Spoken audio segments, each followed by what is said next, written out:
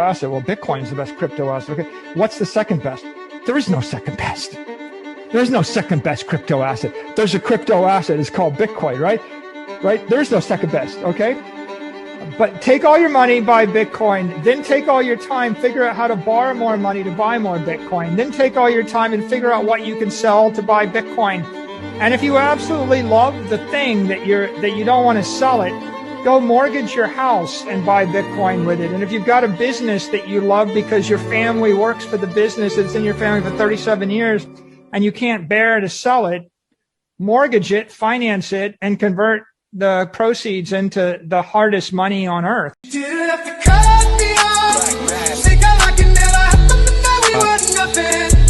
Miguel, going into. Hey, caught me mid-sip. What's going on, man? What's going on, you guys? It is Dollar Cost Crypto here with the 9 life paths are ruling over crypto, man. I've got a lot of special guests today. I've got a man who with one snap of his finger could destroy numerology. The man, the myth, the legend, Gary the Numbers Guy. What's going on, brother? I'm going to snap my fingers and get rid of all the XRP holders. So, dude, I was laughing right now, man, because the Michael Saylor line was playing and, like, Gigi was just, like, shaking so bad. Mortgage your house. You know, I don't care if it's a business you've been in your family for 33 years. Sell it, mortgage it, and then buy the greatest asset on earth. Hey, he ain't wrong. And also in studio, we have the one with the only Charlie. I think that's how it goes. Yeah. Yes. How's it going? Doing good, man. Doing good. And we also got Kylo Trend. What's up, man? Yeah, man. Glad to be in the fucking stream this time. That's right. Pull up the mic to you a little bit. Yeah, closer there you and go. Stuff. But hey, man, this is gonna be an exciting show, man. This is a double feature, man. We've got Gigi back in chat. I'm gonna be grilling him about 9 lives paths. No, I'm just. You gotta stop, man. You gotta stop the trolling, man. Now that I have found the weakness of the numerology crowd, man, they are so hungry for 9. Oh my god! Listen, you can go on TikTok and then like hidden GG33 information on the 9. It's all bullshit. All of it bullshit. Some of these people are so fucking cringe, dude. It's like, how do you even fucking come up with this garbage? But it is what it is. Yeah, and it's because you've used painstakingly like through the years, and this is kind of one of the reasons I also wanted to have you on today too, is what to talk about this is like it wasn't just because like you read it from a book or something. It's like you went out and went to the market, figured stuff out, and put it together, and then people just kind of want it for free, basasically, or they want you just give it to me, man. Why not? If it was easy to figure out, a lot of people would have did it. Right. That's just the fact of the matter. Can I get the lottery numbers? I mean, a lot of people ask me that every single day. They ask me that serious? question.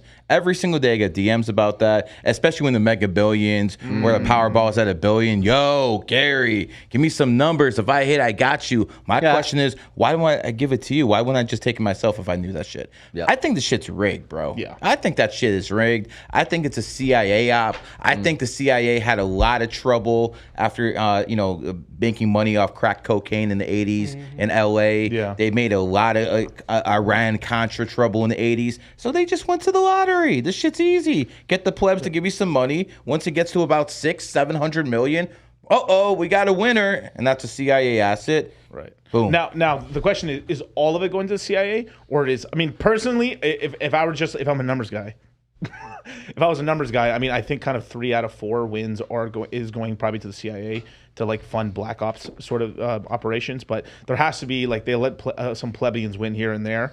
I mean, but some small one for maybe like 1 or 2 or 3 mil. Maybe 10, but none of these big jackpots over $500 million are going to plebs, man. Come on now. Yeah. What about you, Tardo? What do you think about it? I mean, wouldn't the CIA just get a bunch of money from like Lockheed Martin and all these fucking military contracts at some level? That's not how the game works, man. Tell me that about money has to be covered. That's that money traceable. is tracked. That money is traceable. They need money that's untraceable. They need lottery winnings. All That's right. untraceable. Another way they do it is by foreign aid. Why do you think all these? Yeah, foreign aid, I Why get do that. you think all Don't these you dare guys? talk about my fucking Your favorite president Why do in you the think world? all these guys are so benevolent with your money, sending it to Ukraine? Because it's a money laundering operation. that's obvious, They're getting kickbacks on kickbacks. Obama was sending $1.5 billion to Iran, and I think he got about 40% kickback from the mullahs. I think you're right. Now, what kind of a kickback do you think we're giving from the Ukraine? You think he's getting 60% back? I 50? think the big guy Joe Biden's probably getting like 5%. I think Personally, I think Obama's getting like 15 Yeah. to 30. And then when I mean Obama, I'm talking about that whole machine. Yeah. That whole Obama machine. He's involved with the CIA, NSA, deep state. That's all Obama. And right now, there's a lot of stuff about Obama in the press. And the reason that's coming out right now is because that's the Clinton machine attacking Obama. They can't actually do anything to him legally. Obama's got that. So sooner or later, they're going to, clamp down on Hunter Biden, all this good stuff. So right now, you're seeing another war. This is the third war between the Clintons and Obamas. First one in 2008, Clinton got her ass whooped. Second one in 2016, she got her ass whooped again. And guess what? Now she's going to lose again, bitch. Now, is that just because Obama's got such a well-oiled machine, or is it That's because the Rothschilds always beat the Rockefellers. And the Rockefellers are the Clintons, and the Rothschilds are the Obamas. Yo, that was fucking bars. Interesting. I had never heard that before. Well, in 2000, the Rothschilds basically got supremacy over the Rockefellers when they bent the knee when J.P. Morgan Chase merged with Chase Manhattan in 2000 to form the largest bank pretty much, or the most efficient bank in America. Right. And what happened at that point was them subserviently bending the knee, saying, okay, you got this. I mean, listen, that was a pivotal point in American history most people don't even know about. Yeah, that's Interesting. I mean, that is really interesting and stuff like, because I mean, you hear, I mean, we're going down the rabbit hole today, you guys. Yeah. But like, Why not? Why not? I mean, why not? Yeah, I mean, we can go back to those time travelers, Keanu Reeves and shit. That was interesting. Yo, that I mean, was he's fucking in mind-blowing. the Matrix, right? Yeah, man. Hey, Take magically gets released on the day the Matrix is released. Damn. They like to play games out there. dun. Trust me, they like to play games out there. They really like to play games out there, man. Definitely, man. So, it's just to go down all these rabbit holes, right? So we've had this whole. I mean, you're really one of the first people I've kind of heard to put it in this way, where like, it's really been the Bidens versus the Clintons, and then Biden has basically always been in the Obama camp, and then he kind of betrayed and went over to the Clintons, and now like there's kind of this war where like they're trying to take each other out basically to see who's going to control the I mean, presidency. think about it, man.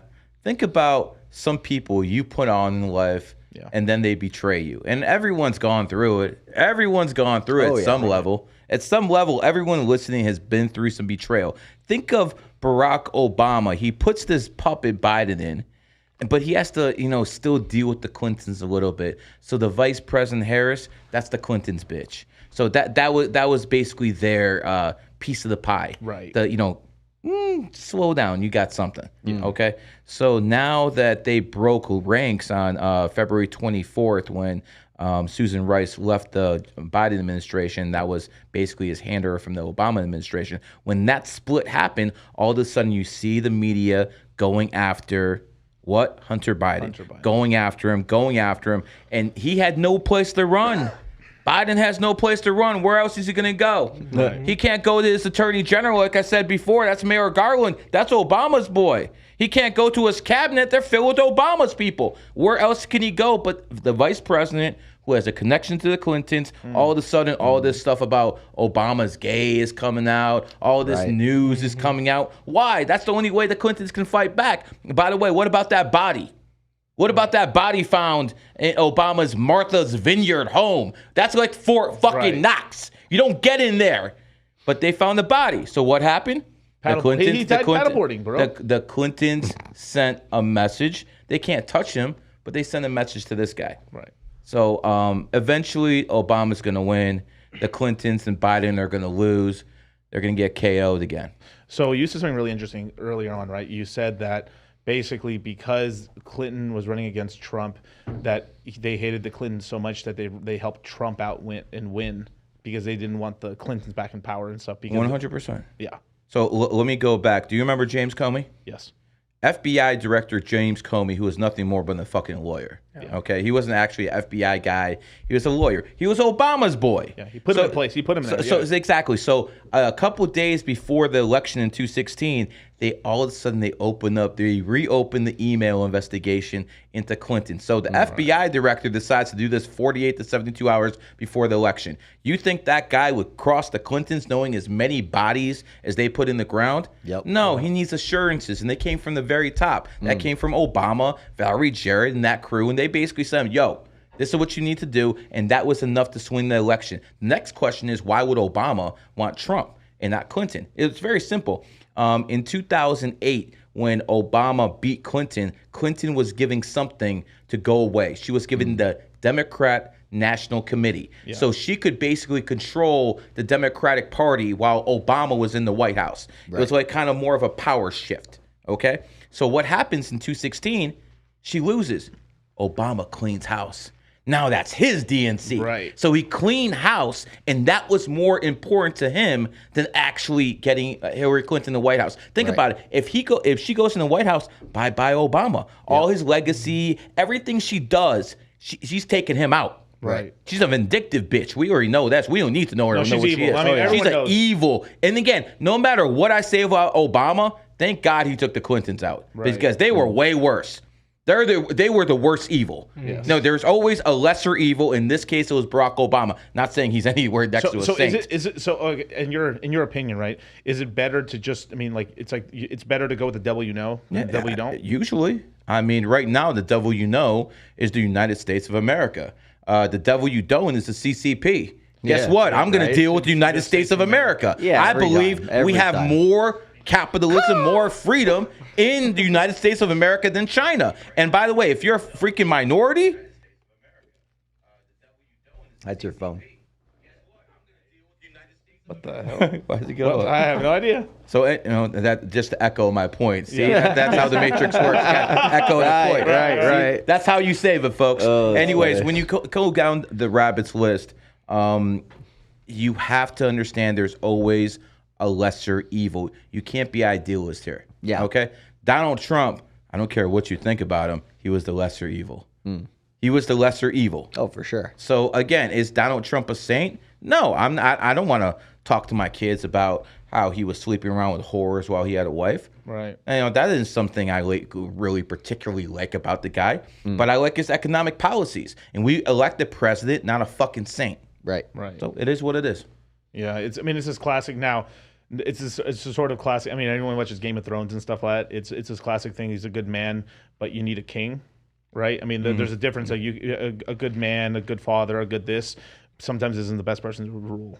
Well, and also, I mean, you got to make tough decisions. Yeah, I mean, you got to make tough decisions. We've heard from people that know him as well, and they're like, well, at least I know that, you know, he does what he thinks is right? Yeah. Which I think we have a lot of presidents who are just fucking puppets. Right.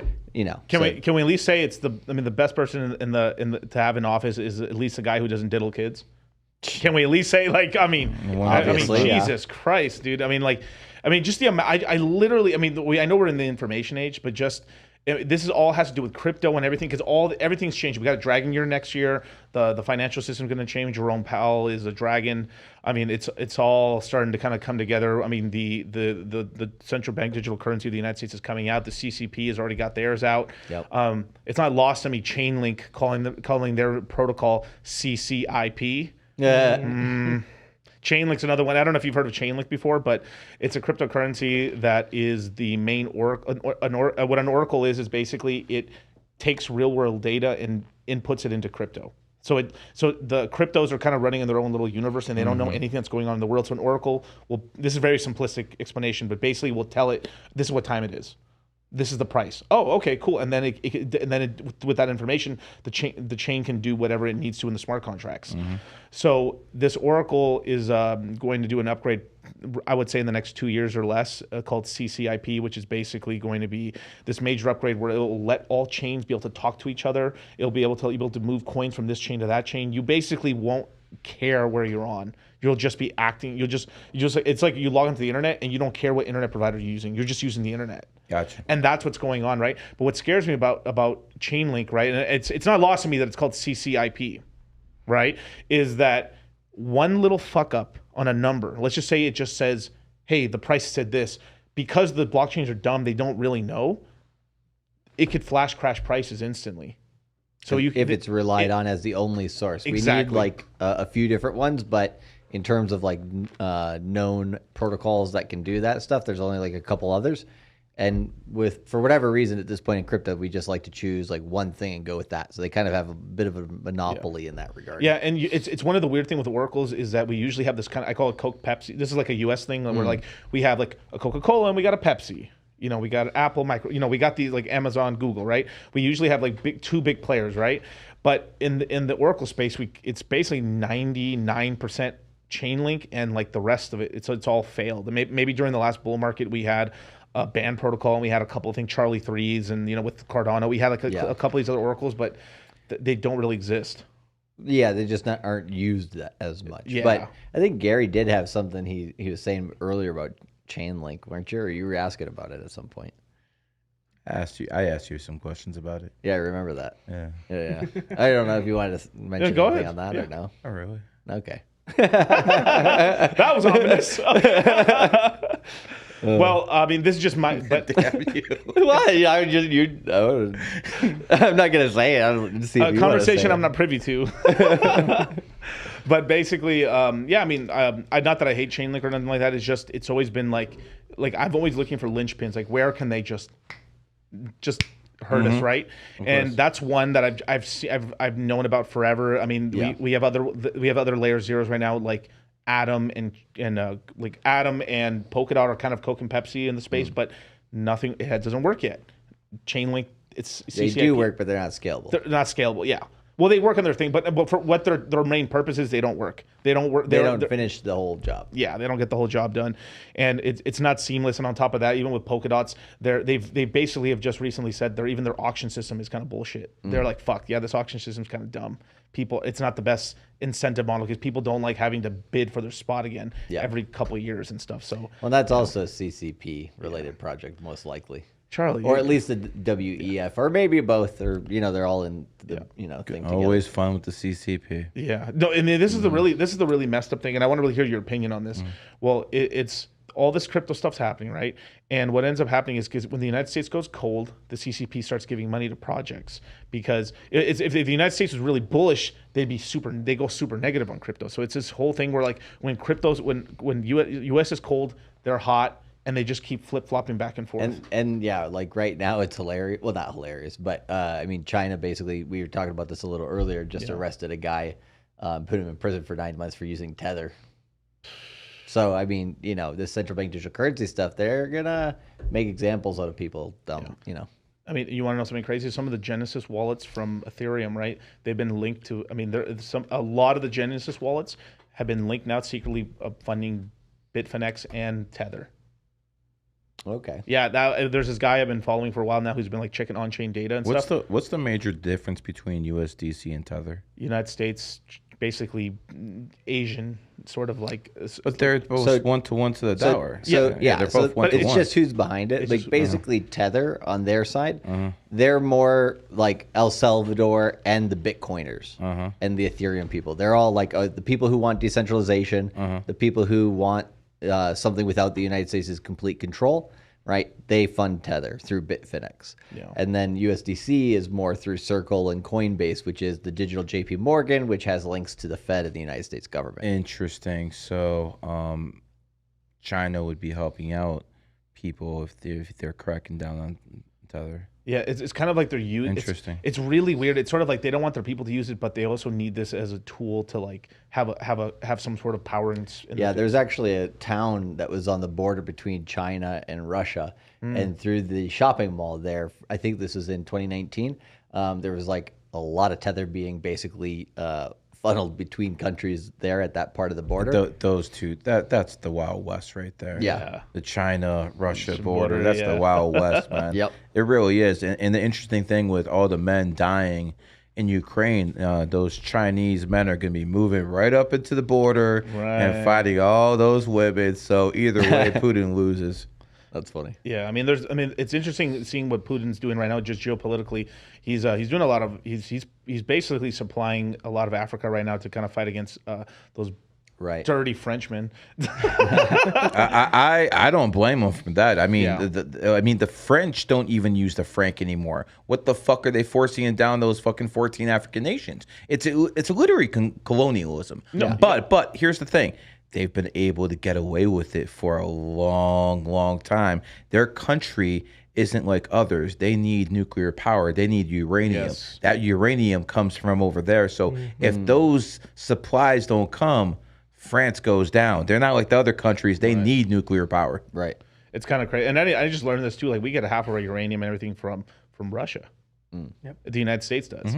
So, and that's the one when we put all these embargoes and stuff. The only thing we didn't put embargoes on was like, yeah, you can bring the uranium. No sanctions on Ukraine. No sanctions on that, man. But it's kind of. I mean, we just recently had one open. I think in Georgia actually. We just had the first power plant in like I can't remember how like 40, 50 years open. Oh, new one. A new one, yeah. It just opened. It was like a 3-stage reactor or 3 reactors and stuff. But we got one in Minnesota. Yeah, but it's not a new one though. No. Yeah, it's been a while. But that's one important one. So a lot of these reactors aren't even at full capacity and stuff. Like, I mean, it would be smart if some company just said, "Hey, give us power." I mean, like you could It's better. I mean, like it's better to charge something for those watts and not, you know. Yeah. I was always interested in why terrorists never hit nuclear power plants. Right. I was always interested in that. Like, why do you have to get a dirty bomb?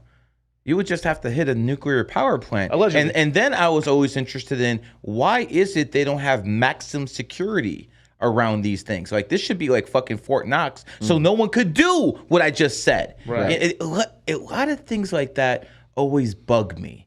Like, why is it if these terrorists are so-called real, why aren't they doing stuff like that? Because that's what I would do if I was a terrorist. It would be common sense. Or why are they worried about guarding the the Atlantic Ocean and the Pacific Ocean when people can just come right through the border? Why is that?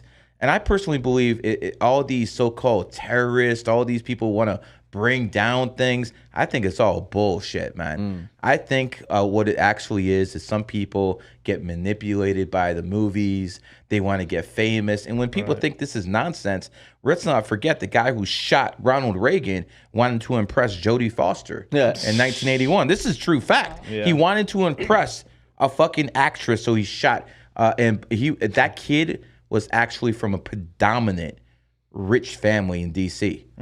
So again, we talking about MK Ultra over here, someone who got brainwashed from a predominant family, probably the third or second or fourth child that no one really cares too much what happens to him, so he can be sacrificed. Go take this person out. The family did what they had to do to basically please their masters. Right.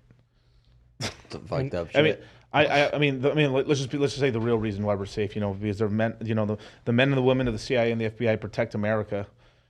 This is the reason why, I want you to know. The men and the women, the CIA protect America. Yeah, As a matter of fact, the only true American president in the past century was John F. Kennedy. And let's be honest, he didn't get any protection from the CIA. They put a fucking bullet in him and used the mob as a fucking patsy. Yeah. So let's keep it real. The CIA is they're not benevolent. I'll just say that. No. And again, the CIA has become ever so more powerful since, internet, computers, and all that. Because let's not forget, there's a reason they call it social media. CIA is right in social. Right. So they own the whole game. Well, and then we also had Bush putting across the Patriot Act, that lovely piece of legislation. Of course. Good job. Good job, buddy. Yeah. But obviously I was joking around about the CIA and the FBI keeping it safe. Do you remember America pre 9/11? You were young. Yeah, of course. I was young. You might. I mean, listen, guys. I still remember that. I went to New York City, young. Actually, in 1998. I went to New York City by myself on a bus on a Greyhound when I was 13 years old, by myself, and I went to see a family member over there, and I got to tell you, man. I remember what freedom was actually like in this country. Yeah. After 9/11, everything freaking changed. I mean, if you travel to other countries, and I'm sure people watching this podcast have, you notice when you come into America, there's a very strong police presence. Oh yeah. As soon as you come into this goddamn country, all of a sudden there's police. Now in Russia, you may have a couple soldiers with AK-47s and shit like that. And Israel, same thing. Things like that will happen. But the amount of police when you come in this country, and that's another thing that numerology shows you. 4 is the number of law and order. America founded on the 4th. That law and order presence in there. So again, we have more freedoms here in America than almost any other country. We can say fuck you to the president. We can call him a pedo, and we're not going to get our doors kicked in. That's a beautiful thing. Oh, yeah. But also, we have more people in jail than Russia and China combined, and that's because we're founded on the 4th, and this is a country of law and order as well. Freedom on one hand, law and order on the other. That's how the numerology is. America founded 1776 adds up to a 5 life path. So again, the freedom. America is beautiful. Right. I mean, Europe is a shithole. So if you're actually watching from Europe, sorry, man, get the fuck up out of there. Unless you're mining Bitcoin, right? But the fact of the matter is this. America's a beautiful country, 5 life path. America has more laws, more people in jail than any other 4. So the numerology is even there with the country itself. Yeah, I'm here for this European slander.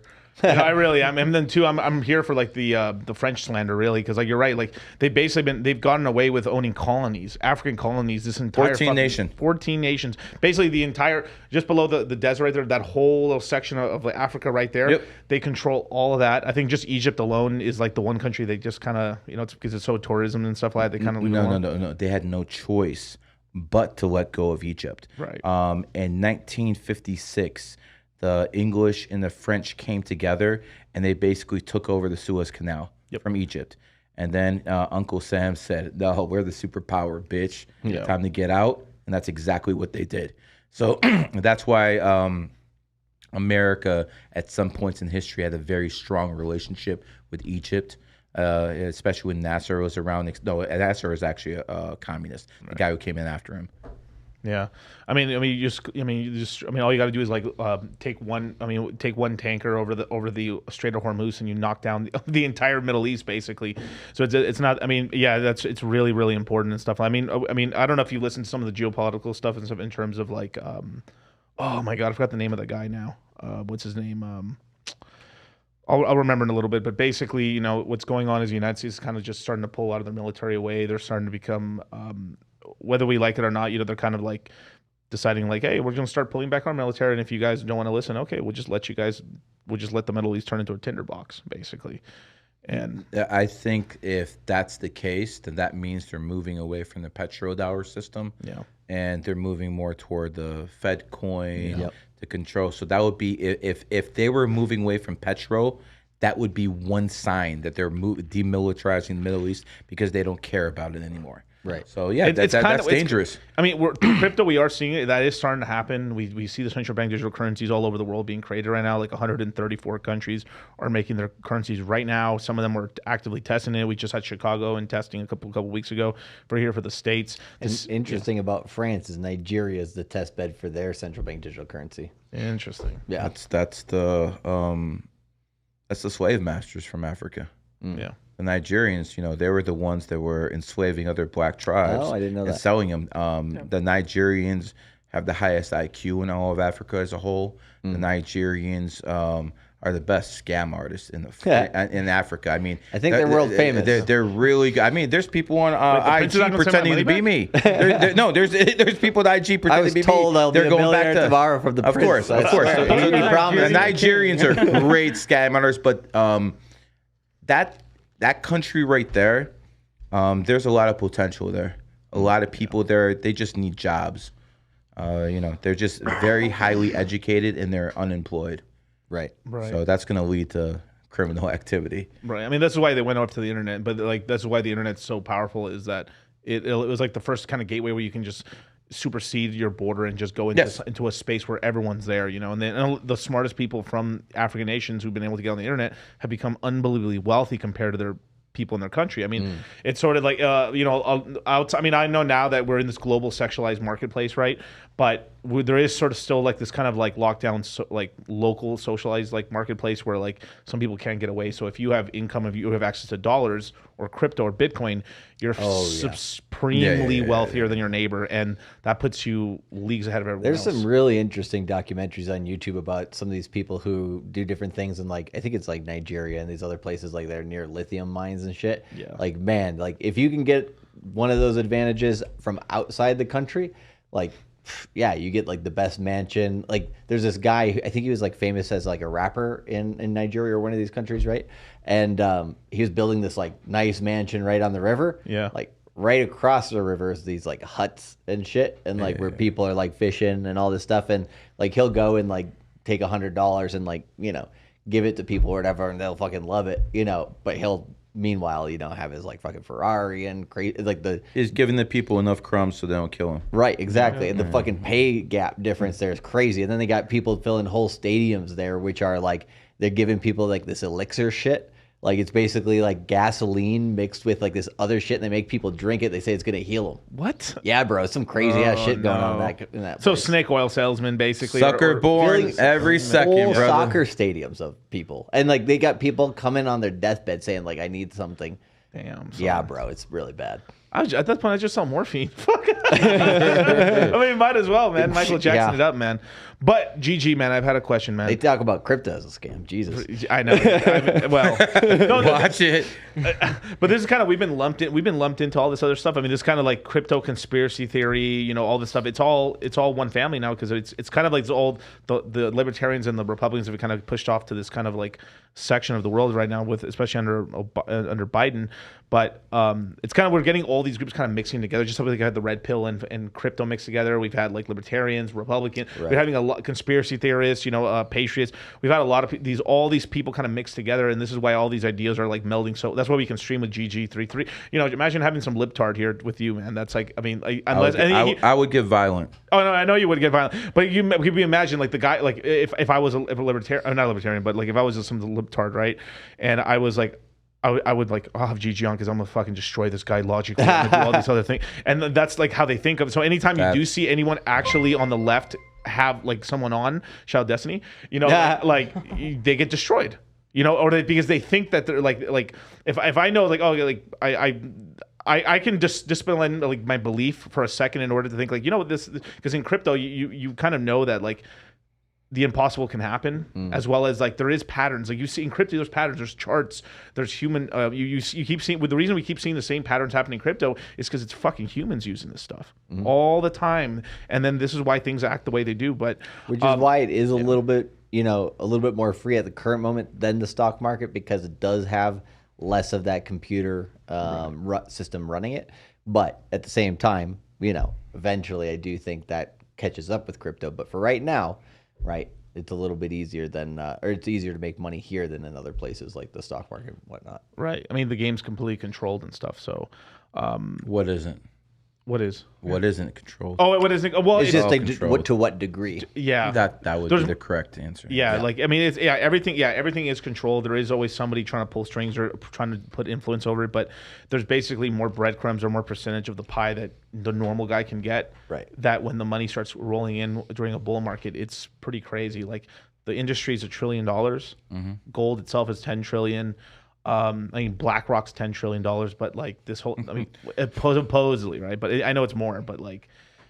What on I paper, keep telling people stop talking about BlackRock and start looking at Vanguard. yeah, That was a good discussion. Vanguard owns shares in BlackRock. It's not the other way around. Vanguard is a private company. So basically, Vanguard uses BlackRock like a puppet. And whenever Fink gets out of line, or whenever a BlackRock thinks they're the real fucking deal, all of a sudden they get a case from the government. And guess who sends them? Vanguard. Right. Basically pulls back on that bitch.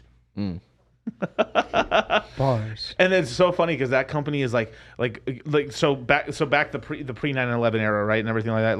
Like that was the company that everyone like. They created the mutual fund, they created the ETF and stuff. This is where you put your money into, right? You put it into the S&P $500, and You give it all to the fucking people are gonna steal it. Yeah, it's like what we kind of laugh about in crypto that like everyone has all their fucking Ethereum on Coinbase and Kraken, even though we like these companies, but like still.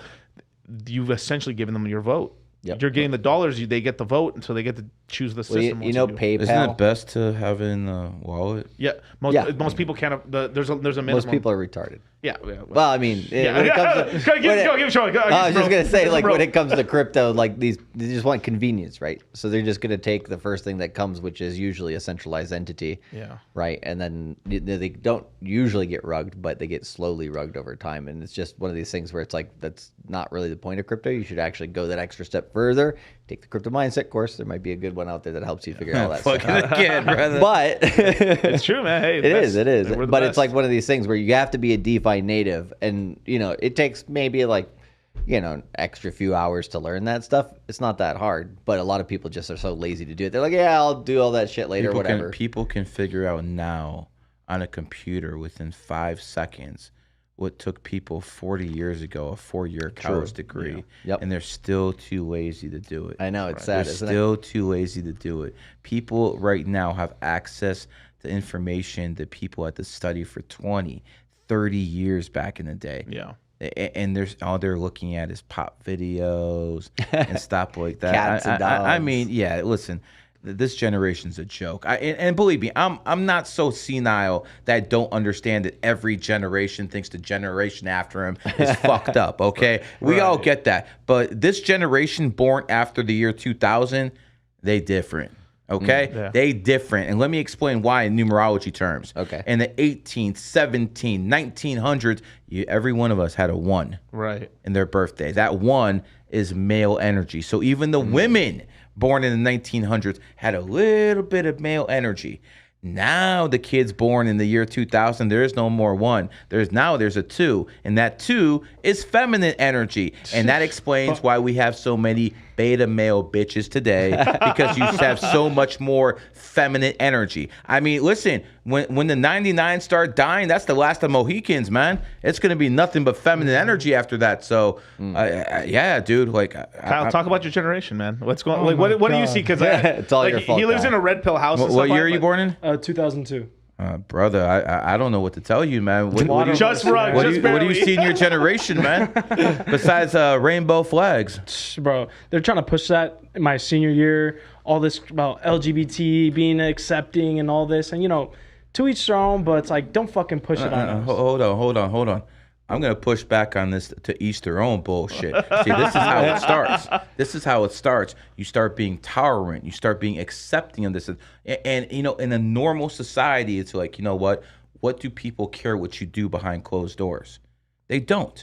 But the thing is, it's not behind closed doors anymore. They're pushing this shit on you. They're pushing this shit down your throat. They're basically going in parades saying, we will brainwash your kids. Right. Because you have to understand, these people can't procreate. So they basically have to brainwash. Yep. Yeah. This is how it works. So, you know, when there's a gay man who just wants to do whatever he does behind closed doors, whatever. But if he's pushing an agenda, no, motherfucker, fuck you. Push back. And see, this is why people see Islam spreading. Yep. This right here is the reason why Islam is spreading. I'm not a Muslim. I'm never going to be a Muslim. But they're the only ones pushing back. And everything is about yin-yang. Right. Everything is about yin-yang. So if all this rainbow fucking garbage is going to be going one way, then it's going to be the mullahs over here with their assalamu alaikum stuff. So everything is going to be...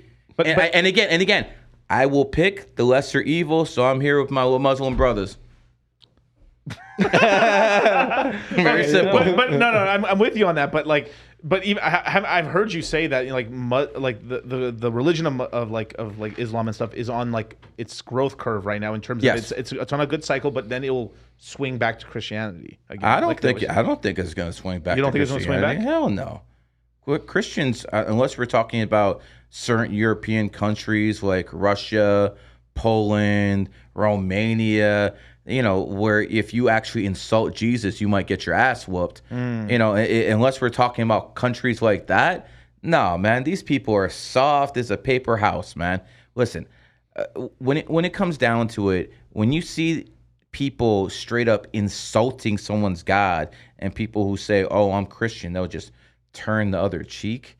Nah, dog, that can't be respected. Well, no, if someone smacks your woman in front of you, well, you're just gonna sit there and do nothing? Even if you're gonna get your ass whooped, you gotta do the man thing and go out there and do something. So if someone insults your God and you just basically like, oh, whatever. No, that's not turn the other cheek. You're soft. Yeah, there's no longer crusaders, that's for sure. No, you're soft. You're absolutely soft if you allow that. Now, to the Muslims' respect, anyone, you know, who insults Muhammad or, you know, whatever, Allah, they're gonna probably. Didn't Destiny do something like that? He say he insulted the Muslims. He was getting death threats for like a month or something like that. Yeah. So again, they don't play around, and that in itself is respectable because it means they honor what they believe in. Right, but I also see it weakening as well. I mean, they're making concessions to women's right now and stuff in the religion. It's starting to happen. Not allowing driving. They're starting to allow that. You're talking about places like since the Crown Prince took over. Right. You're right about that. I mean, we are more in the 2000s, so it is softening, but I don't see any. In comparison, you're right. They're hard. They're like I don't see any mosques with LGBT flags like I see churches. Yes, that's a big difference. And again, I'm with you with that. They cucked out Christianity. I mean, like, bro, it's bad. I mean, it's bad. Like, I mean, I grew up Catholic. I'm still Catholic. I'll always be Catholic, but it is a damn shame what's kind of going on in the country and stuff. I mean, the Catholics did it to themselves. Let's just be the Christians did it to themselves as well. I mean, it's all the same.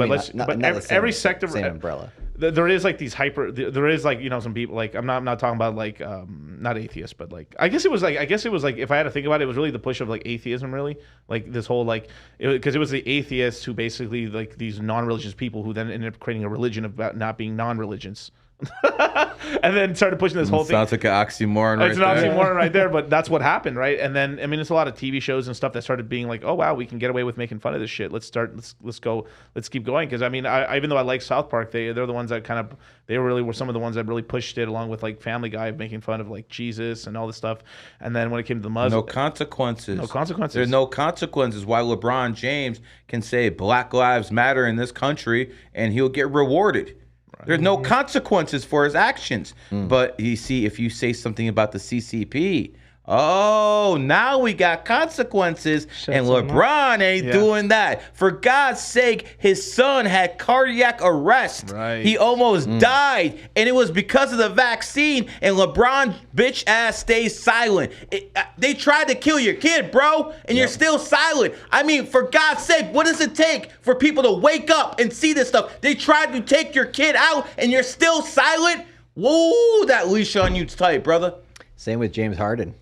I think recently he said the GM for the 76ers, right? He was like, oh, I don't like the GM because blah, blah, blah, blah, blah. And the whole article on ESPN, it didn't reference one time. This was the guy named Maury, who used to be. I know him. He doesn't like me too much. Okay. Me and him used to go back on numerology and analytics. I'm like, man, well, I don't think you're as smart as your statistics say you are. Right. Well, and he's the guy as well that said it's like support Taiwan or whatever, right? Yeah. I'll give him credit for that. Yeah, he was the GM for the Houston Rockets, and then now he's the GM for the 76ers. He brought Harden over there as well. Right now, Harden's trying to get out of that contract. So how does he do it? He's like, okay, I'll appease the CCP and just fucking shit on this guy. Probably gets a bunch of contracts in the next one. Oh yeah, I'm sure. From like Adidas, Nike, that kind of thing. James Harden is not a good dude. James Harden is a piece of fucking trash. Listen, the only thing he's really good at, because he's not going to ever win a championship ring. I mean, he's really good at impregnating strippers, though. Wow. That's what he's really good at. He's really good at doing that, man. And he does that from coast to coast. Oh, shit. Houston, watch out. Yeah. Gary got some dirt on the NBA. Yeah. I got a lot of dirt in the NBA, man. I was the first one who said LeBron James was going to the Lakers when he signed. And you know what? I'll tell you a crazy story.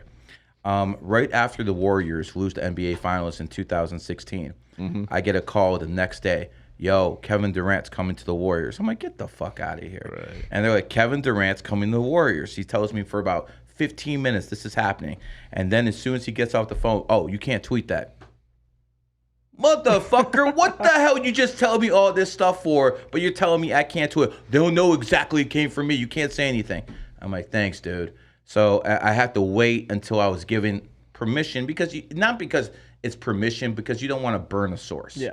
And that's what it comes down to. It's like a respect thing. So I could have said it way before I did, but I was like one of the first person before ESPN, before anyone. I was like, take the plus 200. He's signing with the Lakers. And this is on my old account, Numerology now. Were you able to bet on that? Yeah, of course. Nice. Of course. You can bet on everything, man. No, I know. I just was like, I'm amazed every time you can bet on, win on shit like that. I love it. It's like, actually, I got to make this part of my life a little bit now. Okay, I got to talk to you about this, man. Can we get into sports betting for a second? Like, I don't sports bet at all. I don't understand it. So, like, like explain what a parlay is, because I see versus like a normal bet, like because most people would know it, like, hey, I'll bet you this guy's winning, and you guys bet even money. Like, what's the difference in sports betting when you're betting? Okay, so in a parlay, if you bet two teams, both of the teams have to win for you to make money. Doesn't matter on the points, right? I mean, depends how you do it. You can do -7 parlays. You can do money line parlays. Okay. It doesn't matter. But whatever you pick, everything has to win. And that's why the big payouts come with the parlay. So, for instance, mathematically, to get one a straight bet is 50%. Right. To get a two-teamer is 25%, 12.5, 6.2, and it goes all the way down. So that's why they give these big payouts, because the odds are really against it. But I mean, if you're good at what you do, that's what you got to do. You hit it. That's interesting. So it's basically like, let's just say do a 5-team parlay and stuff. So I've got like what, like you get it like 20-1 odds and stuff like that. Unless you're picking dogs, then you might get 40-1. If you're picking heavy favorites, you might get like 10-1. Just think of it in options, right. Like doing options in the stock and they give you higher on the dogs because like there's more data on teams and players and stuff versus like not dogs, but underdogs. What I mean, the teams that are not supposed to win. Got it. Oh, you mean dogs? Okay, because we were talking about betting, so I'm like, I know there's dog tracks. I didn't know you were taking it literally. But no, I mean, hey, I'm a little person, right? But because there's horse. So like, there's like Japanese baseball, there's tennis, there's horse racing, which I will be betting on as soon as we're done. There's greyhound racing. Yeah. There's greyhound. So like, what's the most obscure like team or thing like you've bet on? Like, what is it? What's interesting? That happened during COVID. Okay. Cockfighting in Mexico. No, that's what. National sport. When it came down to COVID, I was looking at the bottom of the barrel. You know, you're looking through anything. That's when I. Only year ever I started betting women's sports. Oh shit! Because I don't think much of women, athletes, unless they're prime Olympians and stuff like that. Yeah. But you start looking at darts, you start looking at everything. Bowling. Because here's the thing: when COVID shut down, I still have subscribers. I still had people like, yo, Gary, we need something. We need a gamble. And I'm like, wait a second, man. I'm good at NBA. I'm good at, NFL. Charlie, what's the next I'm hot good thing? on all the top 4, but all of a sudden they want me to, do something like that. Well, actually, that's when I found Japanese and KBO, Korean baseball. So that's like the only thing that from the pandemic that I actually think is a positive. That is freaking crazy. And then this is like betting it through like MGM betting or sports and stuff. Just a kiosk. Just a kiosk and stuff. That's so crazy, dude. So, I mean, like that's why I didn't. I mean, obviously we knew Japan didn't close down and stuff because they kind of shut their borders down. They didn't close down until about 8 or 9 months before the Olympics because America basically said close down so it looks like something's happening over there. But they delayed the Olympics. Sorry? They delayed the Olympics by a year, yes. Yeah. And so it was New Year's, the year of the Olympics. Mm-hmm. New Year's, we were all going out to the bars. Everybody's having a good time. There's nobody wearing masks, nothing. 3 days later, everything's shutting down at 8 p.m. out of fucking nowhere. Really? Right? Yeah. And then the Olympics comes in. Basically, that was their concession internationally to be able to have the Olympics because they basically needed to make it look like you guys can't be looking all free over here and having a good ass time and not getting sick. What a bunch of Scandinavia over here. Like. Just hiding. And I know nobody, like, there's some people like, sure, Charlie. I mean, I lived it. I saw it. It is what it is. There was completely no reason. And everybody in Japan was like, I don't give a shit about this for the most part, I know, right? Now, GG. So, obviously, you're successful now. You own your niche. Dominated, brother. Dominated. You control complete it. Domination, man. Complete domination. That's why I'm in your niche now. That's why I'm going in a Red Pill's niche. I'm like a fucking octopus. I got my tentacles everywhere, man. 8 tendrils, right? Yes, sir. But it wasn't always like this, man. Like, what was the struggle times? I mean, what's like your story, man? Or like, how did you get from like this to like where you were in the past and stuff? Well, my dad immigrated from the Soviet Union. Okay. And he didn't leave me with much money, but he left me in America with the opportunity to be a good capitalist and to actually provide for my kids in a way that he couldn't because it wasn't available to him. So I love my dad for, getting away from me from the fucking communists, man. What part of the Soviet Union? He was from Moscow and my dad, my mom was from Kyiv. So again, now they're fighting wars against each other. American influence is crazy, but it is what it is, man. But how did it all started? I was pretty much like below middle class, not necessarily poverty, but in the middle. So where I didn't go to sleep hungry or anything like that. But we didn't have much money and stuff. Let's see. Let's start off. Usually, 98. I heard a loud bang on the door. Right. I think it's my boy, man. I'm like, man, motherfucker, why are you knocking on my door? And I opened the door. It was actually the police. Oh shit. And dude said something smart, and I hit him. I hit him real fucking hard. Dude went down. The problem was there was about a couple other cops right there. Yeah, and they kind of whooped my ass. You see my hand. They did. Oh, wow. Shit. So you don't have to be a black man to get your ass whooped by the police. Remember that, guys. So, on camera. Yes, sir. So they take me down to the station. Okay. And this is 90, 98, somewhere around there. All right. And I start talking mad shit to the cop in the back seat. I'm like, motherfucker, this was the hood. I'd fucking whip your ass. I was saying all sorts of shit back then. And he stopped the car, and he literally opened the door, and he maced my ass. Whoa. Okay. So he did one mistake, though. He didn't close the door properly. So I'm driving. They're driving me down to the station. I'm like handcuffed in the back of a police car. Yeah. And I'm leaning on the door. Car's going 75 miles per hour. I fall out. You fall out or you rolled out? No, I fall out. Oh, you didn't try. So you're leaning against the I door. thought you were trying to do that. No, the door popped open. I'm falling out. It's the cop's going about 75 miles per hour. Jesus. And it's middle of the night. I have no idea how I have facial injuries or scars. This is pretty much the only scar because think about it, like I'm handcuffed and this is the first thing that hits. Bam. Yeah. So I got scars on my feet and everything from that shit. But basically, they throw me in prison for about 9 months. Wow. And again, they almost killed me and they still threw me in prison. Jesus. It's fucking nuts. Okay, but And what state? again, Black Lives Matter. Okay, Ohio. That's what matters. Ohio. You know. So a couple years go by. I don't know, selling weed or something like that. You know, young kid shit. And this is when I get out. This is what age? This is what age more or less? 21, 21, 22, okay. some shit like that. And so you're adult, like, so in terms of like your teenage years are kind of early 90s, and your actual kind of like 18 plus years, you know, your actual where you're cognizant you're an adult is the early 2000s. Yeah, pretty much. Okay, got it. Just to get a reference for everybody. So around 2000, and I had a good as soon as I left prison, I figured out how to be a good criminal. Right. You know, because that's what happens. You go in prison, you learn how to be a good criminal. Yeah. They never caught me again. Right. Like, they never caught me for anything again. And they tried, and I was doing all sorts of stuff. Like, for instance, I lived in an apartment complex, and I was selling weed in the apartment complex. You know, the only reason it was illegal back then was because the government couldn't tax it. So now they could tax it, so now it's legal, so I could go to the store, but they used to put me in jail for this crap. So I was selling marijuana in the conservative state, somewhat Bible Belt to a point. And the cops tried to get me, but I was slick about it. I knew the owner of the apartment complex. I would basically find him people to come in there. So he's cool with what I'm doing.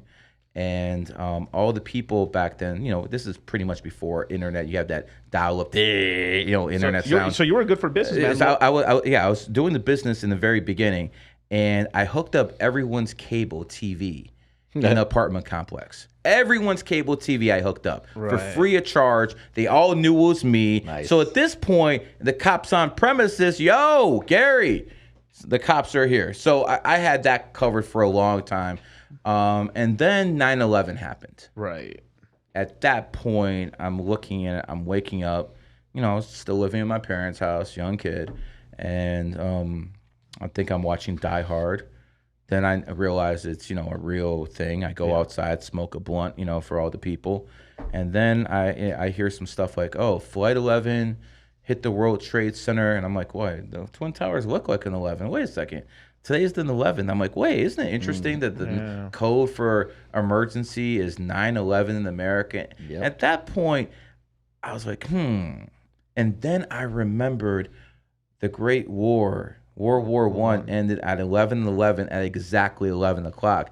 Now I'm like, okay, I don't know what's going on, but someone's doing something. Yep. Right. Then here's my journey at that point. This is late 2021. By early 2022, I get in contact with the so-called top numerologists in the world, who are basically all old hags who've been, you know, divorced like fucking 3 times. And I remember asking this one broad, I'm like, Allison, 8's the number of money, right? She's like, yeah. I'm like, well, why do you price your products not in 8s? Why are you pricing your products for 25 and 50? Why don't you do like 80 or 89? 8 plus 9 is 17, 1 is 8. And all of a sudden I get this pause for about 45 seconds. And then the dumb bitch is like, oh, I never thought about that. You've been at this for 40 years and you never thought about that. At that point, I'm like, okay, I'm done with you frauds. I threw away all the books. I threw away everything because I knew numerology is real, but I knew these people didn't have it. Because if you're good at numerology, why are you divorced 3 times? Okay, if you're good at numerology, why the fuck are you broke? Okay, because that's the question I had when I was young. Right. Yo, Gary, you're so good at reading people. Why the fuck are you broke? And guess what? It was a valid question. It was a valid question. So, you know, I remember the first time I went up to Mark Cuban. I'm like, yo, you know all this about numerology? Okay, how come you don't have money? Valid question. Now when I talk to him, it's a little bit different. Right. So when it comes down to it, that journey started in 2002 when I started doing things myself. Right. And when I started doing things myself, I started basically asking people birthdays. I see, what's your birthday? What's your birthday? What's your birthday? I started to reverse engineer it. And because I'm reading so many people, I'm picking stuff up that no one else even knows to look for. I'm like, oh, 9s are good at this. That they're not humanitarians like the book says. I'm like, wait a second. If 9s are humanitarians, why is Joseph Stalin putting 50 million people in the ground? Right. Doesn't make sense. I start looking all these things. 7's a lucky number. Is it? Why is 7 so lucky? Why is the casino telling you to use it? So obviously it's not so lucky, is it? So we're in Vegas, bro. You gotta chill with that shit. Fuck them too. When it comes down to it, He takes I start money looking on a daily basis. at all these casinos, and I look at all these other things in the world.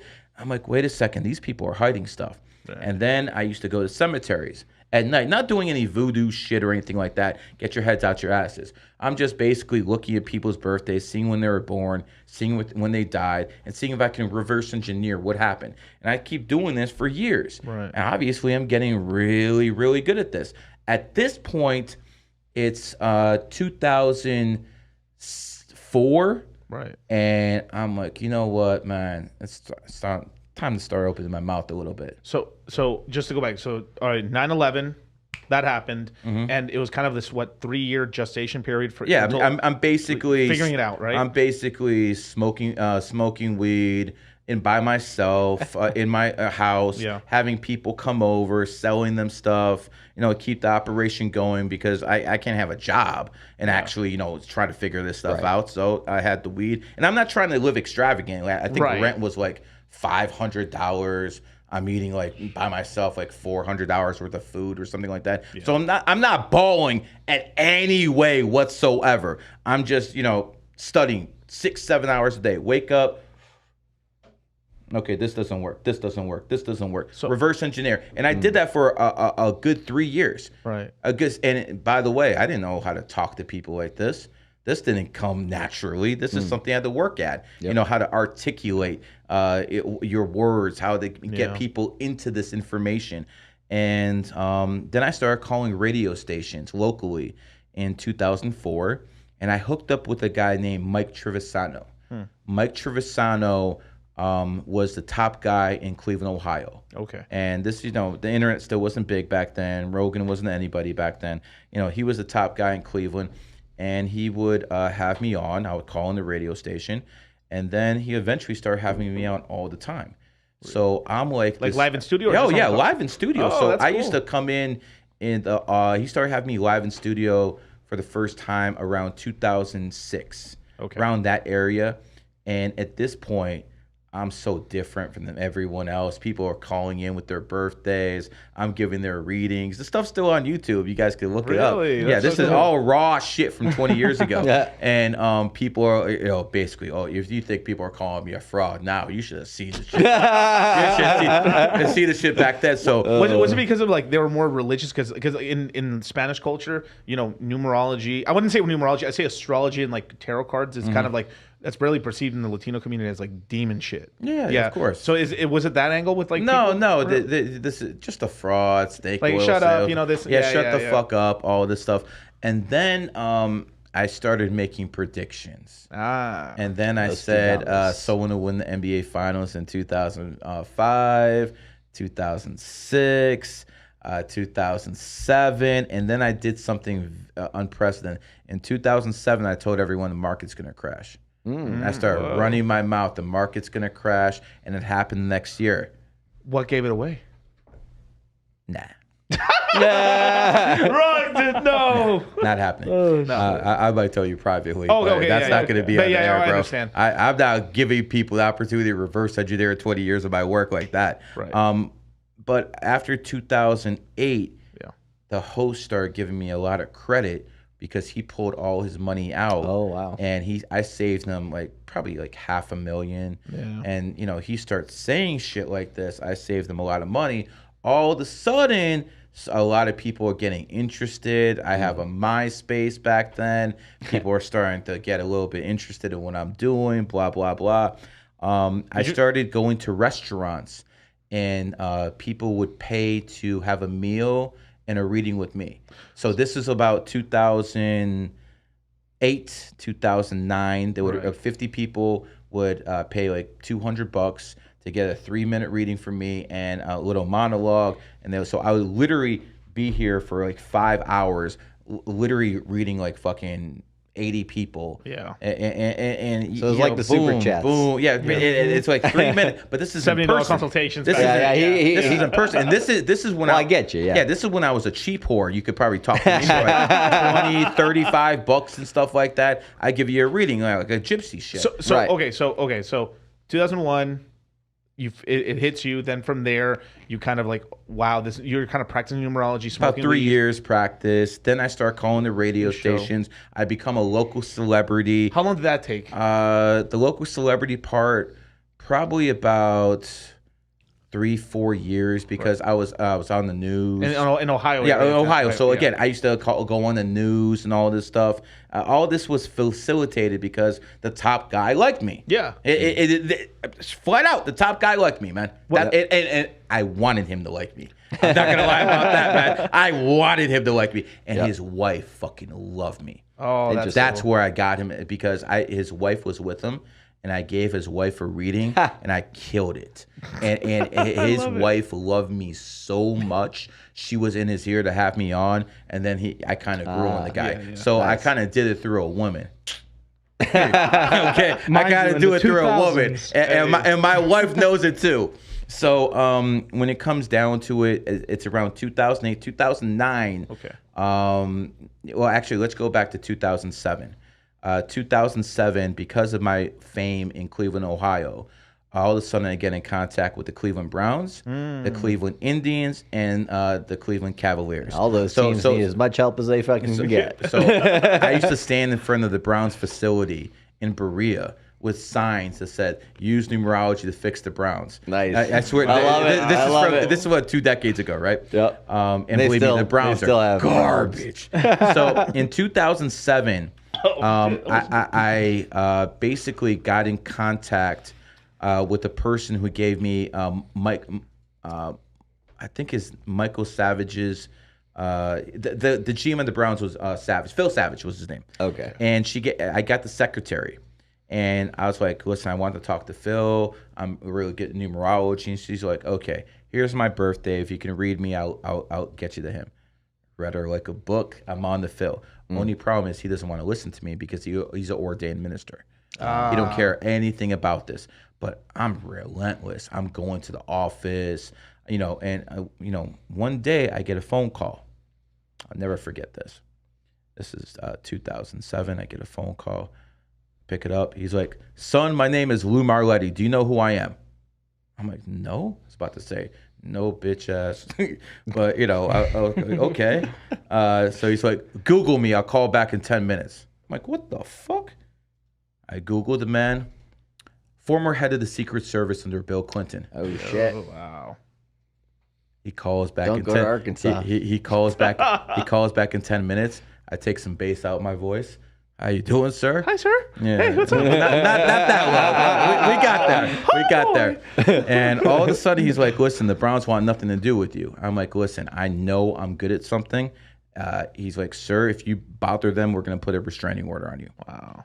And the reason I was pounding on Phil Savage's door because I wanted him to draft Adrian Peterson in 2007. I love it. Who was born 3/21/1985, an 11 life path. I said this guy would be the next Jim Brown. Yep. Wow. And I said draft him. Now they did get Joe Thomas, who was a Hall of Famer, but let's face it, a Hall of Fame offensive tackle versus a Hall of Fame running back. Yeah. Come on, what's more important here? And let's Adrian be real. Peterson was fucking Adrian entertaining as hell. Peterson would have been the man here in Cleveland if they listened to me. Instead, I go on a radio station and they're not listening to me, so I just fucking go with the gear. I just roast these guys, completely roast these guys. And what happens is they put a restraining order on me after the radio station. After the radio show, I got a restraining order on me by the Cleveland Browns. I'm not sure. It's I'm because not sure. the whole area is really listening to you. Yeah. And then I had it that much. Wow. Hey. I had it that much. This is when I was young and stuff. Yeah. That's why I'm telling all these internet guys. It's easy to make it on the internet. They're not now. hungry. Yeah, They're not hungry. it's Right. easy to make it. Try to make it as an influencer back in the radio days. None of you fuckers would have made it. Right. So again, let's go from there. That the Browns pretty much didn't work out. Right. Now let's move on to the Cleveland Indians. The Cleveland Indians were very respectful. Oh, okay. That's good. Mark Shapiro and Antonetti, all the guys who were with Cleveland back then, they were very respectful. They listened to what I had to say. I just couldn't close them at that time. I wasn't good enough in 2000. Now, if it was me today, I would have closed them. In 2007, didn't have the experience to close them. That was like one of my first meetings. I had my wife tie up my suit and everything. My tie, I didn't know what the fuck I was doing, but they were very respectful. No ill wills. To this day, I wish the guys happy birthday all the time. Oh, that's good to hear. Now, the Cleveland Cavaliers, this is a different story. This is all 2007, 2008. 2007. Yeah. So this is when I made my first enemy billionaire. Fun times. I got the owner of the Cavs email from a mutual. Dan Gilbert was his name. Okay. And he owns Quicken Loans, if you guys know who he is. Yep. And Dan Gilbert has a saying. Loan shark. He says, he's like, the strength of the pack is the wolf, and the strength of the wolf is the pack. He puts that in every one of his emails. And after dealing with his subordinates, I used to deal with these other guys. I sent him an email, but let's go backtrack a little bit before I sent him the email. I got in contact with a guy named Mr. Winger. And he's like, prove numerology works. I'm like, okay, 3 guys are going to get injured. And they did a story about this in the Cleveland Plain Dealer. So this is all legit. People can check out. I said Joe Johnson would get hurt. I said Jason Kidd would get hurt. And I said Gilbert Arenas would get hurt. Joe Johnson got hurt. What's his name got hurt after that, Jason Kidd. And I'm like, listen, Winger, this is 2 out of 3 guys I gave you. What the fuck? You said if this shit works, you're going to talk to me. And he just keeps blowing me off. He's like, whatever. So I finally get to the owner, like I said, and I was like, your pack's pretty dumb. What about the wolf?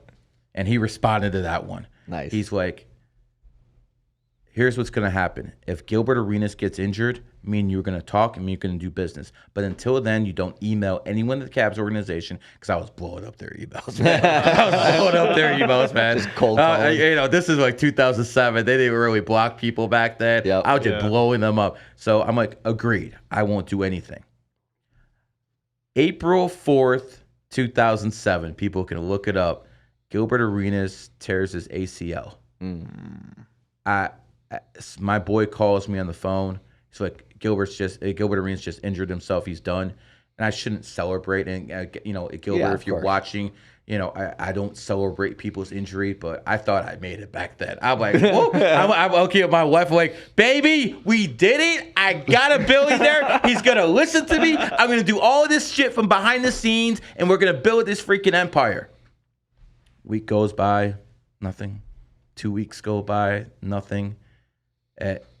After a month, I'm like, yo, dude, what? I'm like, this is bullshit. You said we need a deal. He replied back, and he gave me to the head of Cleveland security. Wow. Howard Cross at that time. And he said, you're banned from the Cavaliers arena. Wow. I'm like, so at this point, I'm like, wait a second. I was proven right. I made a deal with a billionaire, and he fucking lied to me. Like, okay. Wow. Yeah. Move on. Didn't work out. I keep going the Cleveland radio route, keep going on the news and stuff like that. Now it's 2010. Okay. Revenge time. Yeah. I'm getting bigger and bigger on Cleveland. So basically the guy's getting a little older at this time, Mike Trevisano. Okay. And he doesn't want to do any prep work anymore.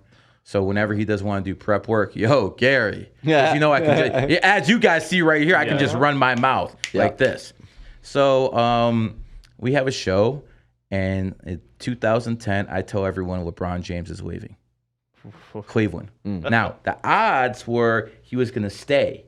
All the bookies said he's going to stay. This is before the decision, yes, right? Exactly. I say he's gone. Guess who calls up the radio station? Dan Gilbert, the owner of the Cavs. And he's trying to be friendly. I'm basically like, fuck you. I'm not trying to be friendly anymore. Right. I'm belittling the guy. He's taking cheap shots at me. And you can listen to this again. Dan Gilbert Cavs on YouTube. Gary the Numbers guy will come right up. And so I basically say LeBron's leaving. He says I'm a liar. He says it's never going to happen. He's going to light it up like Las Vegas. That's what he keeps saying. LeBron leaves. the guy looks like a fucking joke. And I'm pounding him. I'm pounding this guy, right? Well, not so good.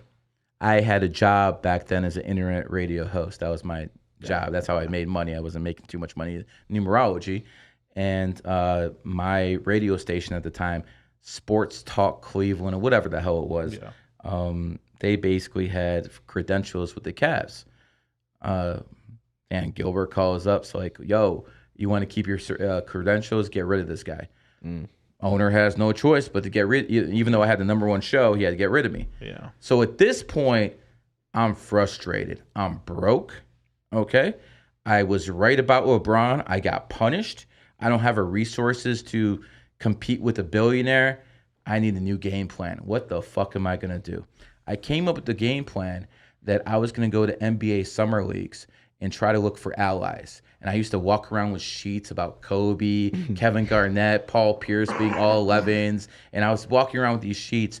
And I found, I remember Popovich said I was crazy. Pelinka said I was nuts. All these people said I was nuts. But there were some low-level people I found in 2011 that actually became somebodies. And they actually listened to me. And one of the things that happened, and this is an unbelievable story that they're going to make a movie out one day. One of the things that happened was I hooked up with someone who was with the Denver Nuggets. I'm not going to mention any names. And this someone was supposed to be taken to the Memphis Grizzlies. He was in an operation. It was about to happen. He was about to get traded to the Memphis Grizzlies. But I talked to my people in his camp, and I was like, listen, there's a kid named Steph Curry and Klay Thompson. They're going to be really fucking good. You need to go to Golden State. Right. And the deal was made where someone I'm very close to called Jerry West, who was the GM of the Warriors at the time, and basically convinced them to get this player from Denver. Again, we're not going to mention any names, but you guys can figure all this stuff out yourself, right? This player happened to be the MVP of the NBA Finals in 2015. And because he was, the Golden State Warriors became a fucking dynasty. I want you guys to understand something. If he doesn't go there, they don't become a dynasty. They don't win the NBA Finals. So what happened? What team did the Golden State Warriors beat in 2015?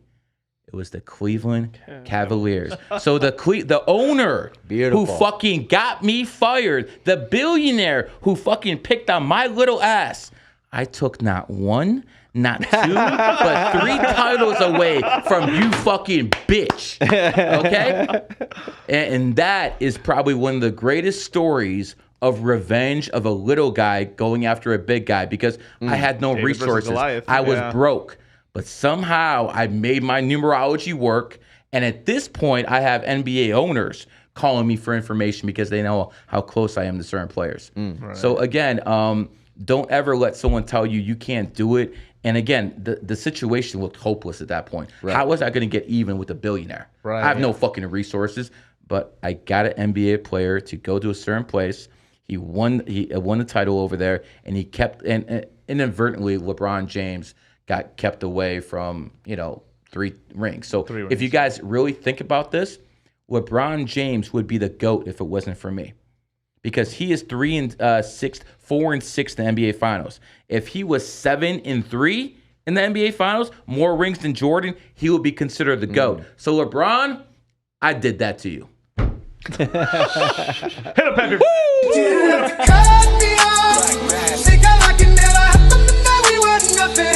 I don't even need your love, but you treat me like a stranger, and I feel so loved.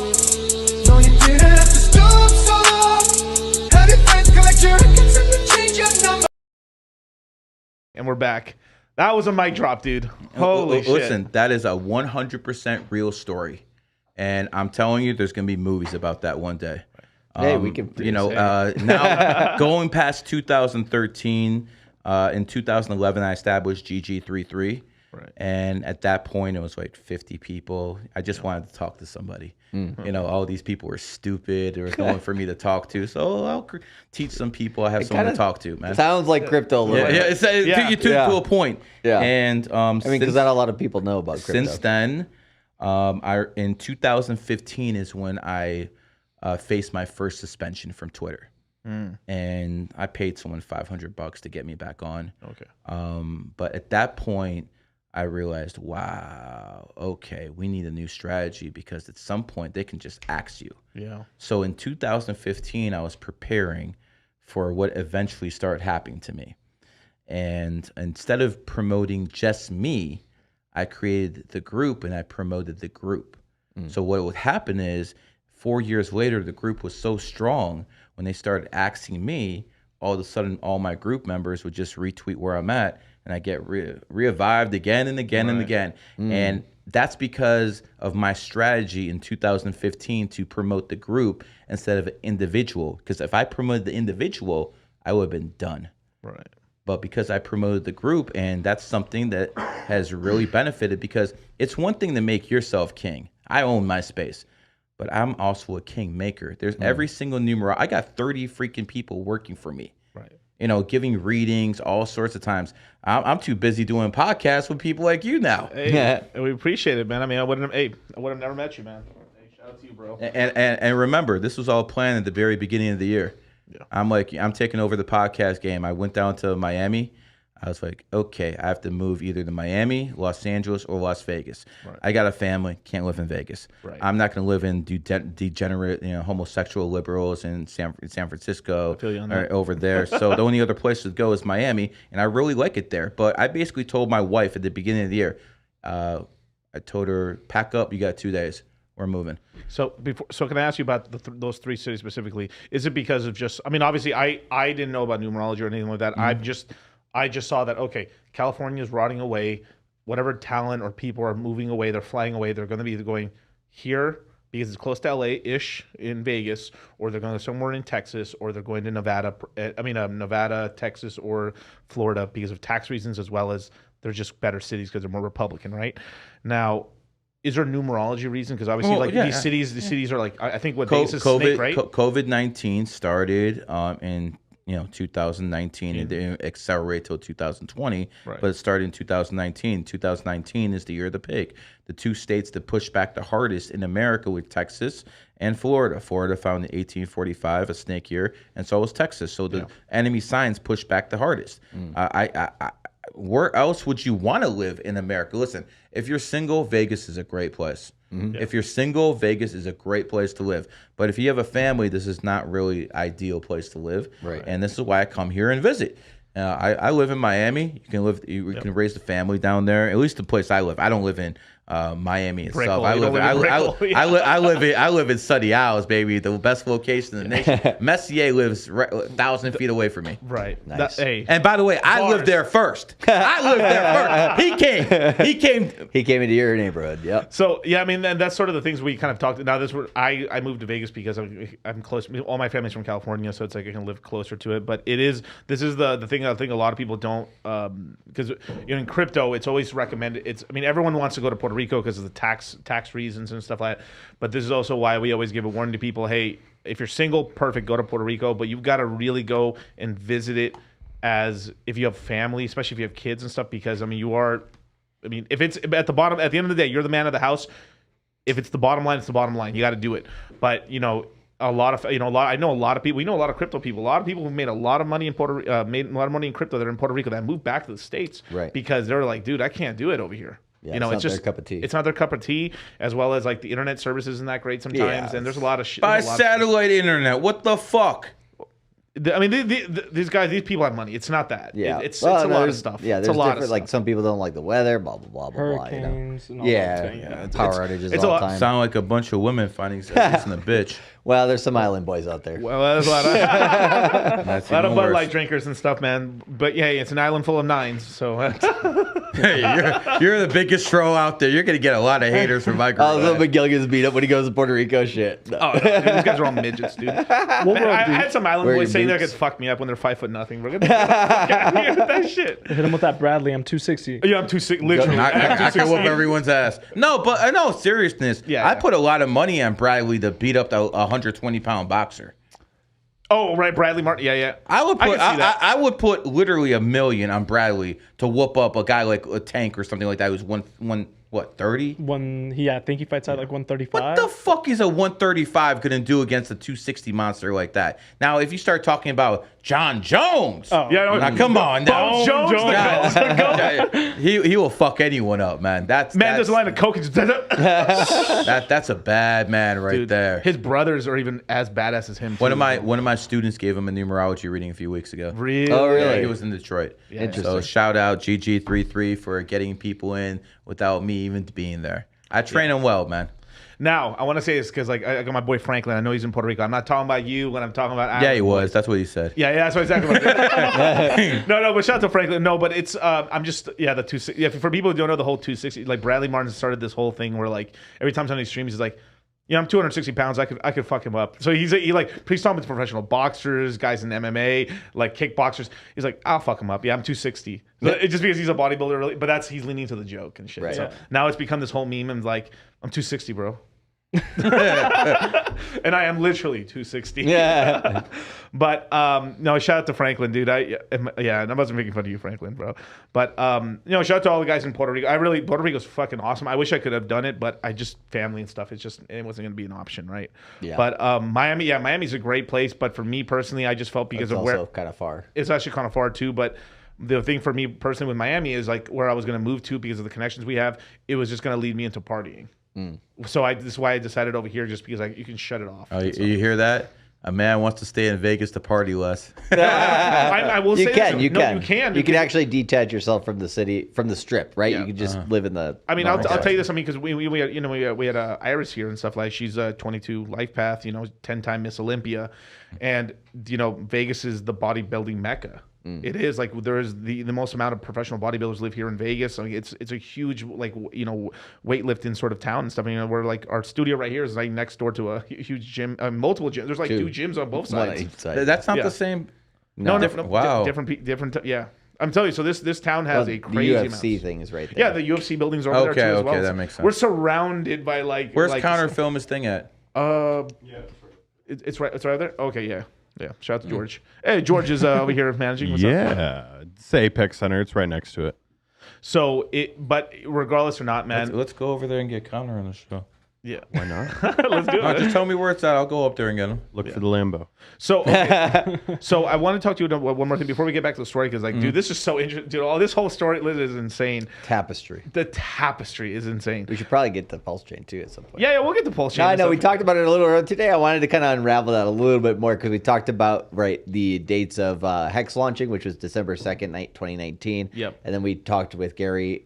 We originally talked about the Pulse launch because Google giving me wrong information basically as May 13th of this year, but we actually went into May 12th instead. And it did change. You mentioned, the date that he launched. I like a little bit better. Changed it a little bit, yeah. So- I don't think it's total crap now. Good. Right. So okay, let's talk. He about also this. hates XRP guys. Just So we'll talk about those three Such things. Smart people, those XRP. right, Yeah. right. I mean, listen, I trust, Biden before anything XRP guys. Damn. I don't know what to tell you. Damn. And I trust I'll find a virgin in a whorehouse before anything Biden says. So I don't know what to tell you. Well, XRP's, yep. The next team is going to be XRP, the crypto to rule them all. I was just shit talking crypto, shit talking XRP the whole time. So okay, so I mean, how stupid do you have to be an XRP guy? I mean, no, seriously. All I hear for 3 years, chick named and as Jenna. soon as this lawsuit ends, it's XRP to the moon, back the fucking truck up, and then it goes up to 80 cents. And now it's back down to what, 63, 62 cents? Yep. I mean, what fuck happened? Dude, These people are out their fucking mind, man. Yeah. It's like a fucking religion to them. no, it is a religion. This is what we They said. aren't buying enough, clearly. I mean, I've said crypto. I mean, they need more whales. Crypto's essentially XRP or whatever, all these currencies, right? They're a currency mixed in with it's currency mixed in with a religion mixed with a sports team with a financial asset. All mixed into one. So it's not a cult. It's all of it. I mean, this is why, literally we have students of mine making me Pepe Buddhas and stuff. But I think XRP is like a woman on menopause that you want to have a child with. We'll leave it at that. That's as much as you can say about XRP. I don't know how else to insult them. I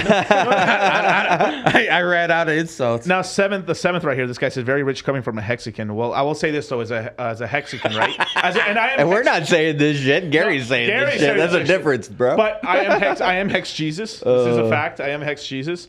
But I will say this though, right? Is Hexico and Hexicans and everything, like all this stuff, Pulse Chain is about DeFi, controlling your keys, running your own shit, versus XRP is sucking the bank's cock. Straight up, like they're like, oh my god, banks are gonna use our 2020 IP technology. You know, they're just deep throating these banks. It's just like Bitcoiners. Bitcoiners in 2017. Well, most of the people that are running Ripple, the foundation, also are basically executive board members of banks. Right. And so how convenient. Right. So it's like no foul play there. Probably not. No, never. And I find it kind of trust funny. the government. Get your sixth, vaccine too. So this is really funny. So right before the whole Ukraine shit went down, right? I think literally a couple weeks before, one of the main competitors to XRP, which is XLM, signed a contract to be the blockchain for the central bank digital currency of the Ukraine, and then a couple weeks later they got knocked, and there was a whole war. So that's been all in the trash there with XRP. So there's still this XRP XLM bullshit, but still, regardless or not, like it just, to me, like I support them because I don't want the SEC coming after anybody, because that's bullshit. Leave us the fuck alone, right? Like their win is a win for the rest of crypto. Same with Richard Hart versus the SEC. Same with Brian Armstrong. You don't want any regulation whatsoever. No, we need regulation, but people in crypto have been asking for regulation since 2012, and the government's like, nah, we don't want that. We want to come up with our own regulation, and then it's there. But the thing is, it's proper regulation. You want the fox to guard the hen house?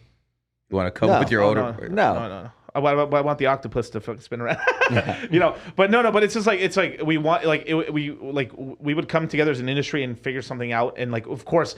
We're putting things that's still going to allow us to grow, and like, because the thing is, if you put too much regulation down, then there's no innovation. There's no one wants to start companies. Like, this is the shit that pisses me so much off about crypto right now in America. Is all the best everyone's either got to do it in secret with a fucking NFT fucking GIF as their fucking picture, or they're fucking running off to Puerto Rico, or they're off in Dubai to do anything in crypto. So all the best talent in the world that we could be doing here in America, where it's getting offshored and going to other countries. Why wouldn't they go to Dubai? There's no taxes there. No, I know there's, but I'm saying is like we can start it here. That's fine. No, most people that live in the States, they don't really want to go to Dubai. Now, if you have money and like once people go to Dubai, they'll be like, oh, this is pretty cool, right? But still, most people just want to be around, close to family. You want to start a company, like they want to do it through Zoom, and let's make a business.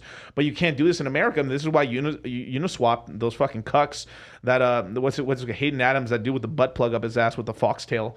That's a real picture, by the way. The founder of Uniswap, right? Yeah, he had a fucking butt plug up his ass with the fucking little furry thing on it. He's like a furry. Anyway, just another faggot. Just another faggot. Yeah, exactly. With a capital F, PH. but Hayden Adams, right? This guy ends up incorporating his company here in the States, gets fucked over, and is like up to his eyeballs in lawyer fees and shit. But luckily enough, Uniswap's so successful that they're not going to shut him down. But they've never ever have taken off another scam coin. There's been so many scams on Ethereum. They've never ever delisted anything on Uniswap ever. The only thing they've ever delisted is Hex. Why? Hex has been running for fucking like 3 years. No problem. No one's gotten scammed. It's launched. Everything's happened. Pulse Chain. There's literally been scams where if you even trade it, they can drain your wallet of all their Ethereum. They've never taken that shit off. Imagine dangerous shit like that. If you touch this button, you die. Let's get rid of that button, How many times have you interviewed Hart? Richard Hart? Personally, I've twice. 3 times in person. No. Twice in person, once on Zoom. Right. Yeah. I would like to talk to him in person. Hart's a fucking dope dude, man. I think you guys would have a great time. Because I would actually like to talk to someone who runs a coin who doesn't block me on Twitter like Zuko. He might block you too. Who knows? That's crazy too, because you love that coin. No. You like that this is what I'm trying to tell you. This is the strangest thing I've ever seen. Like, again, I won't take shill money for crypto. I will not do anything like that. No, there's way too many people who look up to me and stuff like that for me to try to fucking scam people like that. So I won't do that. But I really like Zcash. Long term, I really like Zcash. I think GG33 is probably 3% of all of Zcash's, cash flow or something like that. I think we're like 3% or something like that, maybe even higher. And this son of a bitch blocks me. because I said there might be a back door. You fucking asshole. But it's true though. There might actually be a back door. That's what I'm saying. Justin Monero, like I got shit for this too, and like actually Nobody wants to hear that. That's the thing. Let me talk about another. Let me collect myself. Okay, let me talk about this other group of fucking pansies. The guys from Bitcoin Cash. Oh my god, dude! I talked about Roger Ver. Like, oh, I'm sorry. Am I wrong? Am I wrong about all this shit? Like, yo, it hasn't failed, but like, bro, it basically failed. It's not gonna overtake Bitcoin. One of the interesting things Gary said earlier today on our stream talking about Roger Ver was like, you know, basically you said he'd have some success. He has had some success, but then you said he's like basically too stubborn to change his ideals or change some of his ideas, right? And it basically fit up with, you know, kind of what he was doing with Bitcoin Cash. So it'd be interesting to see if he comes around in the next cycle or anything like that with something new. I don't hate Roger Ver. I'm just talking about the community of Bitcoin No, Cash. I understand. Yeah, I understand. Roger's a smart guy. You know what? But let me tell you one thing he did. He lost a lot of money on that, too. He lost a lot of money on that. You know what he started doing in the last cycle? Me and Charlie kept quiet about this. But he's in a lot of fucking, he venture capitalized and he angel invested into a lot of crypto project and companies. Allegedly. But Starting in 2022. I'm just saying, right? I'm over there. Again, I don't live or die crypto, but I told all my people at GG33, you can look up the tweets. They're all validated. Yeah. Get out of crypto as soon as December 2021 ends. Get out. It's over. Get out. And then I started to laugh at people for about, I'm still laughing at them. Yeah. You know, I just laugh harder at XRP. Fair enough. But just like you're starting your industry, we're starting ours, and then we're helping a lot of people. I mean, like just the things. I mean, just what me and Charlie have done. Oh, your name's not Logan Paul. You're not actually trying to con people. No, we're not trying to con people. Right, like that is one with Logan Paul. Like I don't hate Logan Paul, but like, I do. But well, you do. You but like I will say this though. There's this NFT project that he launched. He didn't deliver on it. All he had to do is just return everyone's fucking money back, and he wouldn't have easily done it. Easily done it. But you see, this is a greedy fucking swine. He doesn't care. He has no integrity. Like, for God's sake, his girl has been out on a fucking choo-choo train for the past 4 or 5 years, and he's about to fucking get married. He's about to get married to her. So again, he don't give a fuck, dude. One of the guys he was like, I think he fought or is about to fight. He's like posting pictures of like him like making out with his chick and shit. Bro, it's bad, dude. Yikes. I like that guy, man. I'm gonna try to connect with him, man. I think that's Connor's trainer, isn't it? Isn't Dylan something or like? Yeah. I think that's Connor's trainer. Yeah, Connor's trainer. Dylan Francis?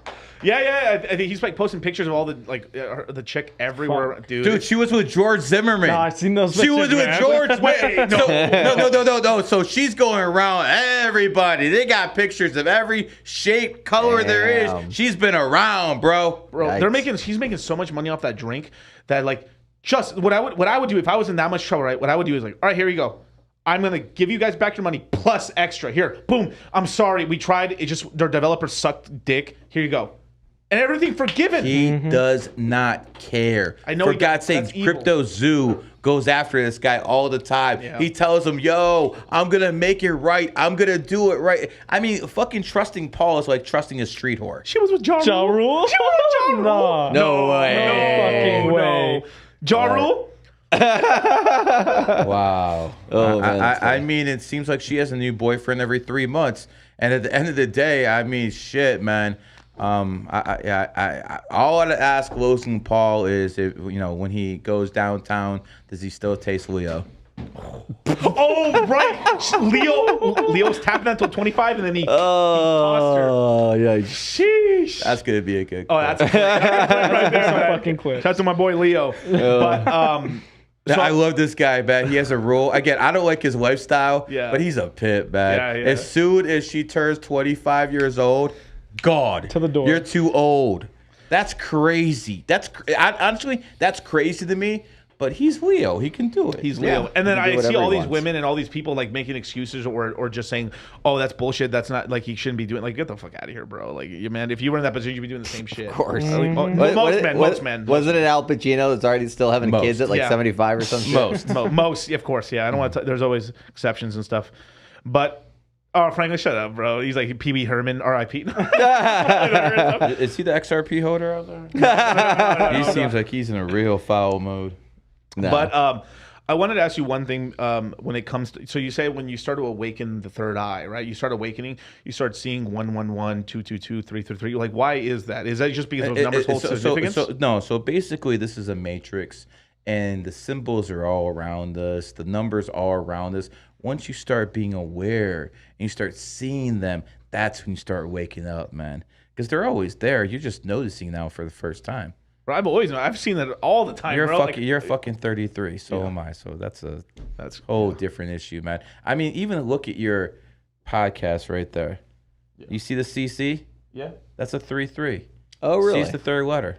Interesting. So even right there, you have it, bro. Subconsciously, it's right there. You didn't even know it. Yeah. Wow. Interesting. Why do you think it's called the CCP? They're trying to use the 33 energy too. They're not slick. I know what these fuckers are doing. That's what I'm trying to tell people, man. To the people in the governments around the world who are not listening, man. It's either America or China. You better fucking get your shit together, man. Because the Chinese are hitting people with feng shui. If you go to a map of China in Beijing, look at all the buildings around the UK embassy.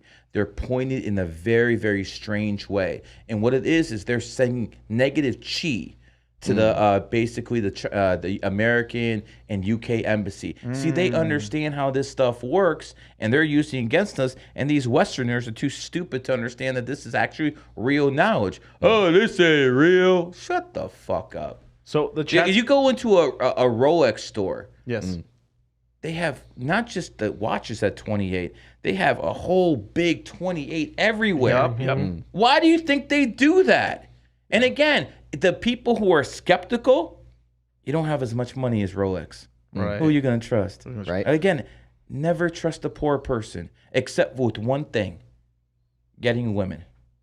Listen to me. Okay. You only trust a poor person who gets women, because if he's a broke dude and he's still pulling baddies, then he got fucking game. Okay? No. So you trust the broke guy. Right. But with the rich guy, all these red pillars who are worth millions and millions, you don't trust them for shit. Because if they didn't have that bag, they wouldn't have the bitch. Dude, that is actually a saying that we're saying a lot in private. It's starting to go out in the red pill now, is like, don't trust a person that can't get a girl. You know, especially like there's a lot of influencers out here and like that are trying to get into the red pill now that are like, dude, these dudes are like half fucking virgins, bro. Like spurgs, yeah. They're spurgs and shit. They're a lot of weirdos and shit. So yeah, if someone can pull I mean, it's true, dude. What was his name? John Anthony or some shit? Hey, I'm saying the name. That's the boogeyman. Say it 3 times. I mean, listen, I'd rather be listen to a virgin than a fucking cuck like Destiny. True. Yeah. You know, so I mean, listen. If Adam 22 and Dusty can be influencers, then fuck you. Let's have virgins as influencers too. Right. I mean, what the fuck is Aiden Ross? This guy's a fucking clown. Just a straight clown, man. I mean, I really think it's really the Twitch conspiracy theory for me. I mean, like, all this stuff started happening. I mean, Twitch is attacking YouTube. That's what's going on right now. Like all this shit that's going down with this cuckoldry shit. Now, there's always been this kind of like, I call it faggotry. There's always been this faggotry and this homosexual stuff forever and stuff. But it's really been pushed into like the lexicon of the red pill and all this stuff, because Twitch, all these Twitch streamers, these top Twitch guys, all started coming into the YouTube space.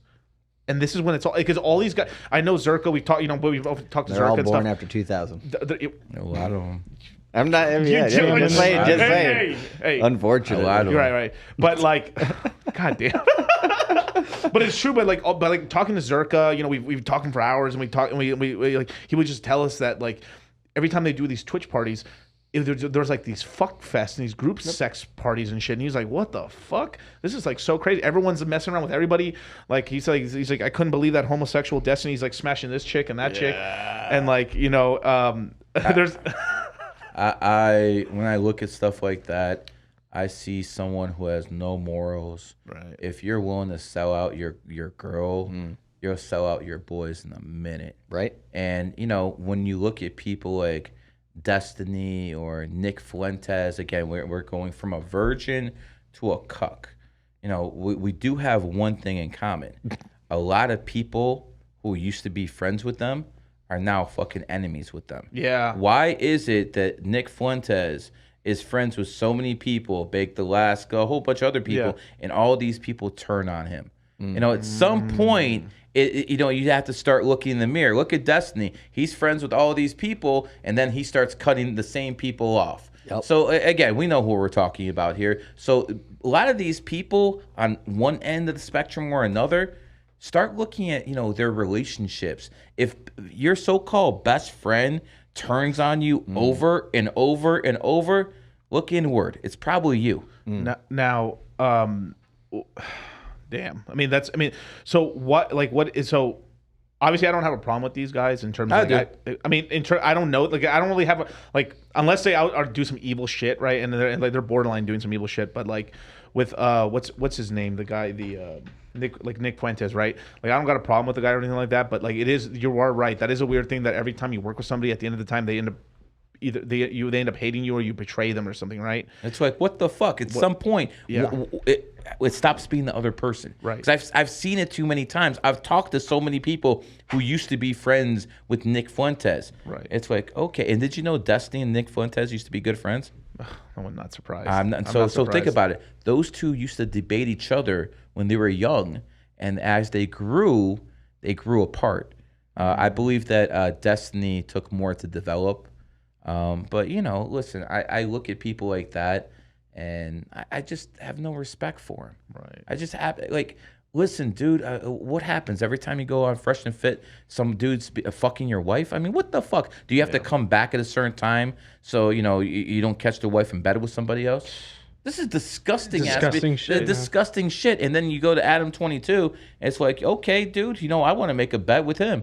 I want to see, you know, what are the odds that, you know, he already pimped up his wife? What are the odds he's going to start pimping out his daughter when she's of age? God, dude. I mean, look, no, seriously, if you're right. going to pimp out your wife, what's going to stop you from pimping out your fucking daughter? Right. You know, a lot of these, I don't trust people with face tattoos anyway. Fucking all fucking tatted up in your face. There's something fucking wrong with you. You're fucking subconsciously trying to cover up your fucking face because you've done so much dirt in your life. That's what fucking happens when people do so much fucking dirt in their life. They don't like what the fuck they see in the mirror, and they start covering them up with tattoos and shit. Right. That's what it is. It's a mental fucking illness because these people don't like the fucking demon they see in the fucking mirror. It's just this trauma and shit that it built. Like Zerk, this was like one thing Zerk has been so good at. Like, I've been listening to some of his streams and stuff that he's like, I don't really hear enough people like it's built up trauma. Shit just happens to you, and then you just end up doing like you just end up going to degeneracy or drugs and shit. I mean, like there's a joke I heard on a bodybuilding podcast recently. Like, what's the difference between a straight man and a gay man? A $20 bag of meth. Fucking rough, man. It's fucking right. There's there's a crazy amount in the bodybuilding industry. Like, these dudes, like some of these dudes get so like they start getting into amphetamine, and then they start going into like, let's just take meth. But let me ask you this: what percentage of bodybuilders are only good at one thing, bodybuilding?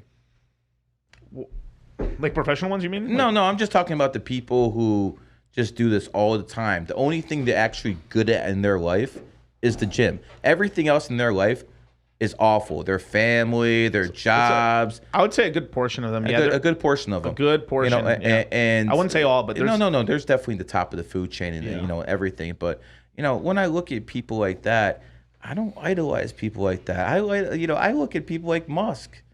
You know, this guy wasn't fucking in there. This guy was fucking building empire. Some of the smartest. But that's Obama's boy, right? Yeah, that is to a point. That is to a point. I mean, everyone had help, but again, he's still a genius. No, I'm not taking it. But I'm just wondering, because Obama's a faggot. So I mean, I had his brother right here a couple days ago saying the same thing. Shout out Malik Obama. Hey, we just got him into crypto too, so shout out to him. There you go. Yeah, there you go. Obama's brother's in crypto now. Tell us how you really feel, Gary. But I mean, that is a crazy thing. Like, imagine like your ex-girlfriend's like throwing out a fucking fucking letters of you of saying like, I don't have sex with men, but I think about getting banged all the time. Bro, what the fuck is that? Or when they had that one guy testify against them.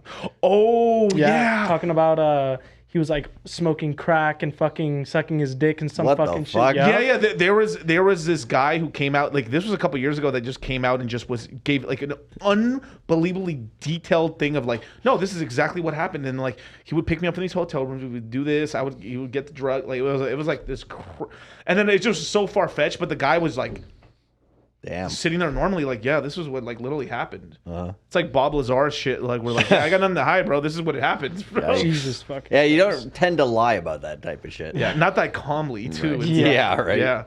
Thanks. Fallout's like, this stream is off the fucking chain. It's like, where are we going here? Where's, and of course, it's got to be on my stream. Demonetized for But sure. so okay, there's one thing. So there's the eye opening, right? The next thing is where did this whole XRP stuff start off with you in terms of like because look, the XRP people used to come at me, but then I sort of not made peace with them, but just because I didn't like that the government was coming after them because like a lot of them hold XRP, but they also hold other cryptos. But like they're just mad because their bags are getting hit. Like most of these guys are not like some high level dudes. It's just like they want to make some money. They want to chant together and say, one of us, one of us, and then and we understand that because like me and Charlie, we're coin agnostic. Eric, Kyle as well.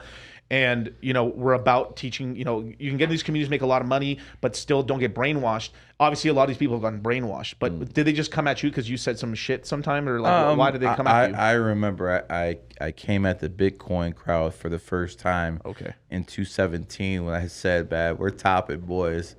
And I got that top to the T. I started in 2017, I started making pictures of the tulip. How the tulip was over here and I went down here. Oh, you had to. We got the resident Peter Schiff over here. And that pissed off a lot of people. I bet. And, it actually got a couple of my friends pissed off, too, to the point where, like, yo, we can't do business anymore. Really? Because our stuff's in crypto, so you're talking way too much shit. And me, I'm like, okay, dude, whatever. I mean, okay. And then it went down up. I made money both ways, blah blah blah. And then I started noticing these XRP people, and these people are some of the most arrogant pieces of trash I've ever seen in my life. Like, you really can't tell these people anything. And I remember trying to explain to them that XRP, all these. I remember there's one guy, maybe you know who she is. There was a person who was in the SEC, and they took they took a picture of her in the Ripple offices. This happened sometime last year or something like that. And the coin, and I don't know who it was, I don't know. but it went up from 33 to like 50. And these people are saying, "This is it. It's going to the moon. This person is at SEC taking a picture in Ripple's offices." And I'm like, wow, are these people this easily psyoped? I'm like, is it what it is?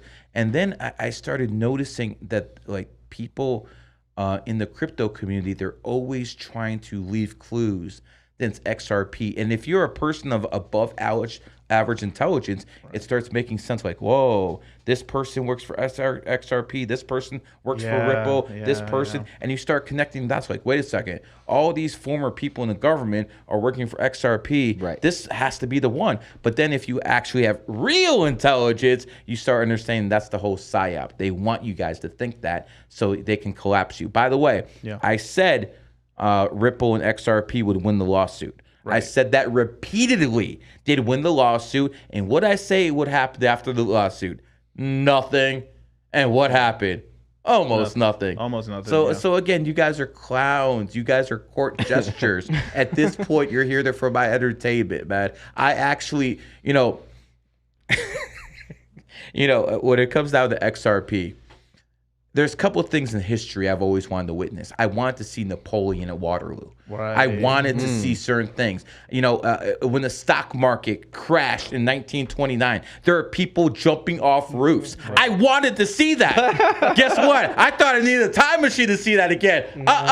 Wait till this crypto game collapses, especially with XRP. Damn, you're going to see the same thing. These motherfuckers going to be jumping off roofs. Yo. And you're. I mean, it's going to happen in some way. There is going to be.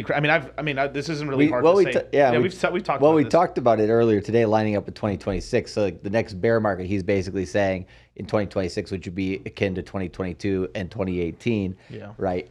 He's basically just saying it's going to be brutal. So take some fucking profits. Last time I called it correctly too. I said 2022 would be shit. It does, and very few people saw that. I mean, I know you guys were there, but very few people actually saw that. My guy you talked to on the phone, Big House, he saw it. I saw it. A couple others saw it. So when a couple guys I know who are like really into charts and they start seeing the same exact stuff I see from a completely different angle with the numerology and astrology, woo, it's about to be a good one. Like the big tall tale sign for us and stuff. I mean, for me personally, because like I'm an FA guy. You know, Charlie's a chart guy. Was as soon as the Fed started like hinting and starting raising rates, I was like, "Fuck, it's over." God damn, dude. Because like we've lived in a 0.25% interest rates for a fucking decade. So People don't understand what that means. I know. They really don't. You guys are financially illiterate. It's sad. It really is, because the richest people in the world will tell you the thing that the people who are poor are missing is financial literacy. Correct. Shout out to Robert Kiyosaki. And that is one of the good things about crypto, is it actually is motivating enough for the younger generation to actually care about that and want to learn about that. I think They just want a bag, bro. well, they want a bag, but when They you just look want at a bag. They when don't you look care. at the stock market, they do not care. No, I'm None not of saying these about that. kids care, But they All do learn care, it. That they might learn it because they want the bag, so I'll give you that. Correct. But it's not about the that's- technology. Of course. It's not about it. They just want that bag. Well, right, but are they going to Nobody- get that bag from the stock market? No. They can. Well, they can, but they're not going to. They don't trust it, and it's rightfully so. There's a lot more manipulation there. I mean, there's manipulation everywhere. I think the crypto and the stock market's almost completely even when it comes to stuff like that. And the crypto almost. side doesn't have the what do you call it? The auto trading through all the bots that basically have like their servers as close to the stock market as possible, right? There's a lot more arbitrage being done there. Market cap for the whole crypto, like 1.2 trillion. No, Yes. It's right there. When it comes to that type of money, there's always going to be manipulation. Oh, No, of no, course. no, I'm no, we're not not saying saying there's that. not. Yeah, I'm just saying. 100%. I'm just saying it's different. It There's might more be gains to be made as well. It might be different in the same way that if you're in a big ocean, like a big lake like Lake Erie, and it's very, very deep, and it won't move too much. But one like Lake Superior that's very shallow, you'll see it moving a lot. So that's the difference I would see. No, it's a lot to do with liquidity, as well as like one of the key differences between stocks and crypto is that crypto's mostly liquidity pools, which is a completely different formula versus basically order trading and stuff. You have hedge funds that own like 4% of Bitcoin. Yeah. And so it's already in the market. No. We're not arguing We're not that. disagreeing that. Like, mafia'd up, yes. Just different mafia. Just different mafia. No, but it can be the same mafias, different percentages. Part of it is there's that brackish water between there that's starting to get closer and closer. What's and the company that owns the most Bitcoin on the market? Well, it depends if you're looking at a company versus an individual. Company. So, like, MicroStrategy has the most Bitcoin, but they don't have the most. They're not the biggest whale. Yeah, so, Michael, what percentage of Bitcoin do they own? I'd have to do the numbers, but it's probably like a couple percent. Like 3-4%, somewhere around that range. Max. It wouldn't be that much. Not that much. I don't think. That's a huge amount. It's of a money. huge amount, That's a yeah. huge amount Yeah, right now. fair enough. But when I look, It's basically an ETF right now. I know, but that's what I'm trying to tell you. I'm not disagreeing It with that defeats the part. whole purpose of Bitcoin, doesn't it? Correct. But humans are always going to bastardize something. The thing I'm trying to say basically is with the stock market, ever since basically, well, the early 2000s, but it got more so after 2010, right? All of the automated arbitrage and basically all the bots that are basically just like cutting down all the profits because there's not that much to be had. And the stuff back before you had like computers really trading a lot of everything, back in the 90s when you had to fucking call a broker, there was still more like Action. there's still more action for the average person in the stock market. It just got less and less and less over time. And that will happen to crypto as well. And it is happening. We've kind of talked about that over each bull The cycle. Wild West is over in crypto. Right, exactly. And each bull cycle that becomes less and less and less. And then you have to have the new projects that build up. So I'm not disagreeing with you there. I'm just saying It just goes it's into different. deeper. It's different. So It's it goes, similar but different. So right now, like every cycle, like there's niches, right? The They're thing all is, it's like scab. no. Well, the whole world's a Ponzi. We've talked about we that. talked about this. Everything's Yeah. a Ponzi, bro. But like, and The that's world's a stage. Yep. Yeah, I mean That's true. I mean the amount of influence, the amount of giant influencers that like say fuck you, and then in the background they're all like making out. It's crazy to me. Like bro, Mr. McMahon's a genius, bro. Like this whole most social media is just WWE. WWF. It really all is. bullshit. Like these It little really is. kids go around calling each other faggots. Yeah. I mean, if people, use that term loosely with me, we're gonna have an issue. But these little kids, they fucking call each other fags all the time. I'm like, I don't even understand that shit. People used to call, back in the day, bitch. Those were fighting words. Yeah. And now On it's guard. what the I've seen fuck, that in dude? my time. It's Dude, so many kids being calling bitch, faggot, gay, whatever the fuck you want. Nobody and fights no back. one fights. No one fights back. There's no bullying physically. It's all words. It's all on the internet away like a bitch. Bro. When I used to go to high school, and if I wanted to shame someone, I'd whoop their ass first, and then I turn my pocket inside out, and I make them walk. grab it. Hold my pocket Like a bitch in prison. What the fuck? No, straight up. We go to school scared straight. You whoop someone's ass, and then obviously they want you to stop whooping their ass. Yeah. So you take your pocket inside out, and you make them hold it all the way down the hallway. Now, I also give them a lollipop, make them suck it. that's you, bro. Not me. That's No, in it's my some day- scared That's straight a little tactics murder. In out my here. day, you beat their ass, and then you just walk away. No, you got embarrassed. Too. We got embarrassed. I mean, just Especially if there's girls around. well, yeah. I mean, Especially if there's women around. Because guys have to embarrass other guys if there's women around. That's just how it works. I mean, It's I'm not gonna pull like a fucking. I'm not gonna pull out, like beat someone up and then just start pissing on the guy. No, you don't piss on. You don't piss on someone. yeah. What's I mean, listen, we're talking about. where are we going We're here? talking about high school, for God's sake, man. that's some pause, and that is De La Hoya though. There's a bunch of stories of him beating. He would beat people up and shit, and then just piss on them and shit. There's a ton of stories of De La Hoya doing that. I was going into middle school and high school expecting some bullying, some shit. Nobody. Nothing. No. It was fucking sad. I was almost like, I wanted someone to try me. You are somewhat of a big dude, man. I wanted someone to try. Yeah, Fuck, I never got to try my strength. I'd fight my older brothers all the goddamn time. And lose. Well, no shit. 10 years. That's motherfucker. Big brother. Hey, You're always gonna be the little brother, When brother. you have 10 years on me, talk to me when I'm a little older. shit. But wait a second. When he's 50, I'll pay to see that. you're gonna be like 39. You're gonna be like just coming off your prime, and he's gonna be an old man. You'll get your get back, bro. I'll take him at 35. 35. There's gonna be this whole montage thing in the future, and just me just whipping them. No, but I was never a mean brother. I never like there's a lot of brothers that fucking would just beat up their younger brothers or treat them like shit. That was not me. Me, it was about teaching my brother, because I didn't want, like, I had no older brother, I had no help. I didn't know fucking nothing, so I had to learn everything. So I made sure that Kyle knew everything that I didn't know, so he wasn't taken advantage of.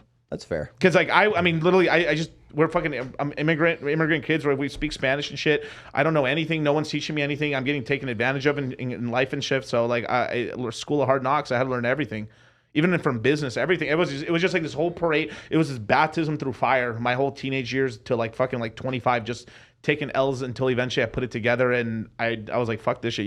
That ain't shit gonna happen to you, bro. Fuck all that.